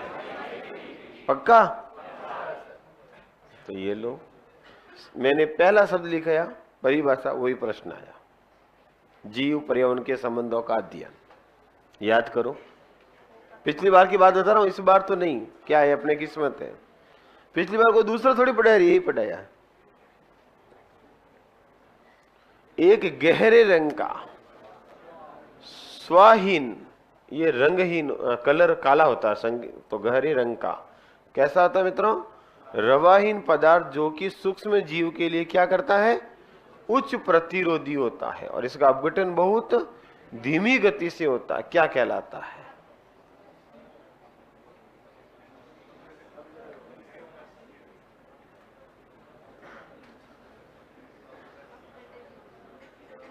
क्या कहलाएगा? गहरे रंग का होगा बेटा ह्यूमरस। क्या होता है? ह्यूमरस कहलाता, जो अपघटन से हमें प्राप्त होता है।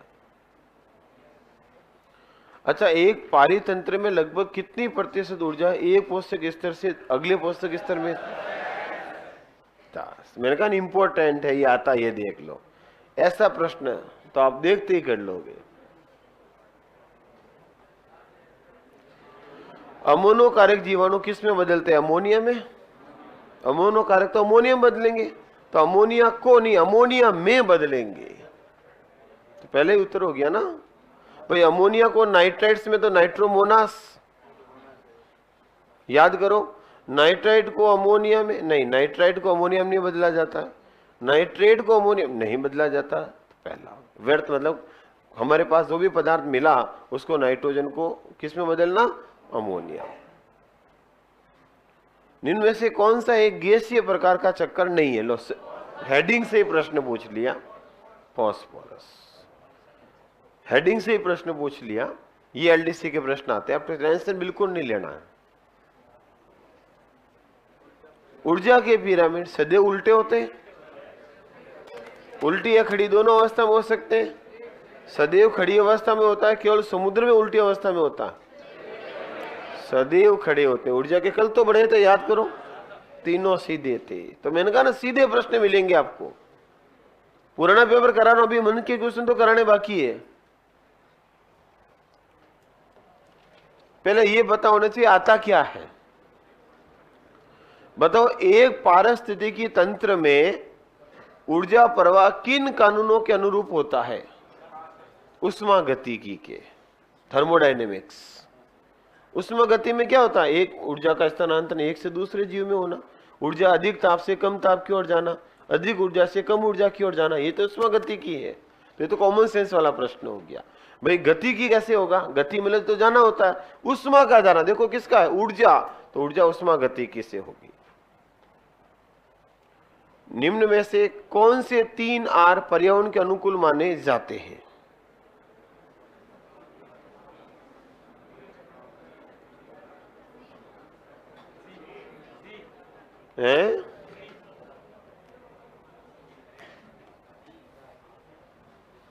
आर, एक आर का मतलब है रिड्यूस, उपयोग कम कर दो। एक है रीयूज, उपयोग बार बार करो। एक है रिसाइकल। अब बता दो भाई, एक आर का मतलब क्या है? रिड्यूस। एक का मतलब क्या है? रीयूज। एक का मतलब क्या है? रिसाइकल। मतलब ऐसे पदार्थों का प्रयोग करो जो पर्यावरण में प्रदूषण ज्यादा कर रहे हैं, तो या तो उनको ज्यादा बार बार उपयोग में लाओ ताकि पर्यावरण में वेस्ट नहीं रहे, या उनका उपयोग बंद कर दो। जैसे भारत सरकार ने 1 जुलाई से प्लास्टिक ऐसा जो सिंगल यूज है उसका बार बार उपयोग नहीं कर सकते, सिंगल यूज ही बोल रहे हैं अपन, तो उसका उपयोग क्या कर रहे हैं? कम। तो किसका उपयोग कर रहे हैं? रिड्यूस का। ठीक है। और ऐसे प्लास्टिक जो बार बार उपयोग हो रहे हैं उनको अपन ने बैन नहीं किया, तो वो क्या है? रीयूज। हुआ कि नहीं हुआ? तो क्या होगा? एक तो उपयोग कम कर दो, कम करना, पुनः उपयोग करो और पुनः चक्रण। कम करो, पुनः बनाओ या पुनः उपयोग। ये बनाना तो है पर इसके आर का मतलब नहीं हुआ, पुनरावर्तन नहीं होता बेटा। यहां भी पुनरावर्तन, पुनः व्यवस्थित। तो आंसर क्या हो गया? कम करना, रीयूज और रिसाइकल। कोई दिक्कत? बढ़े आगे। विश्व में सबसे बड़ा पारिस्थितिक तंत्र कौन सा है? महासागर। याद करो वो पल। सबसे बड़ा महासागर होगा कि नहीं होगा? फिर क्या होगा? वन, घास, वन एक ही है। मरुस्थल, मरुस्थल से बड़ा महासागर होगा। सबसे बड़ा तो हमेशा कौन होगा? क्रम लिखा है ना, याद करो। निम्न में से किस जीव को किसान का सच्चा मित्र और सहायक केंचुआ? क्योंकि ये क्या बनाता है? खाद। इसलिए केंचुए को किसानों का मित्र कहते हैं। ऊर्जा के प्रत्येक हस्तांतरण पर एक स्तर से दूसरे स्तर तक ऊर्जा में क्या होगी? पक्का याद करो, 10 का दम निकल जाता है तो ऊर्जा की क्या होगी मित्रों? कमी। कम होते होते सबसे कम होगी नहीं होगी? तृतीय के अंदर। बताओ, विश्व पर्यावरण दिवस कब मनाते हैं? है बेटा 5। और कहाँ गया?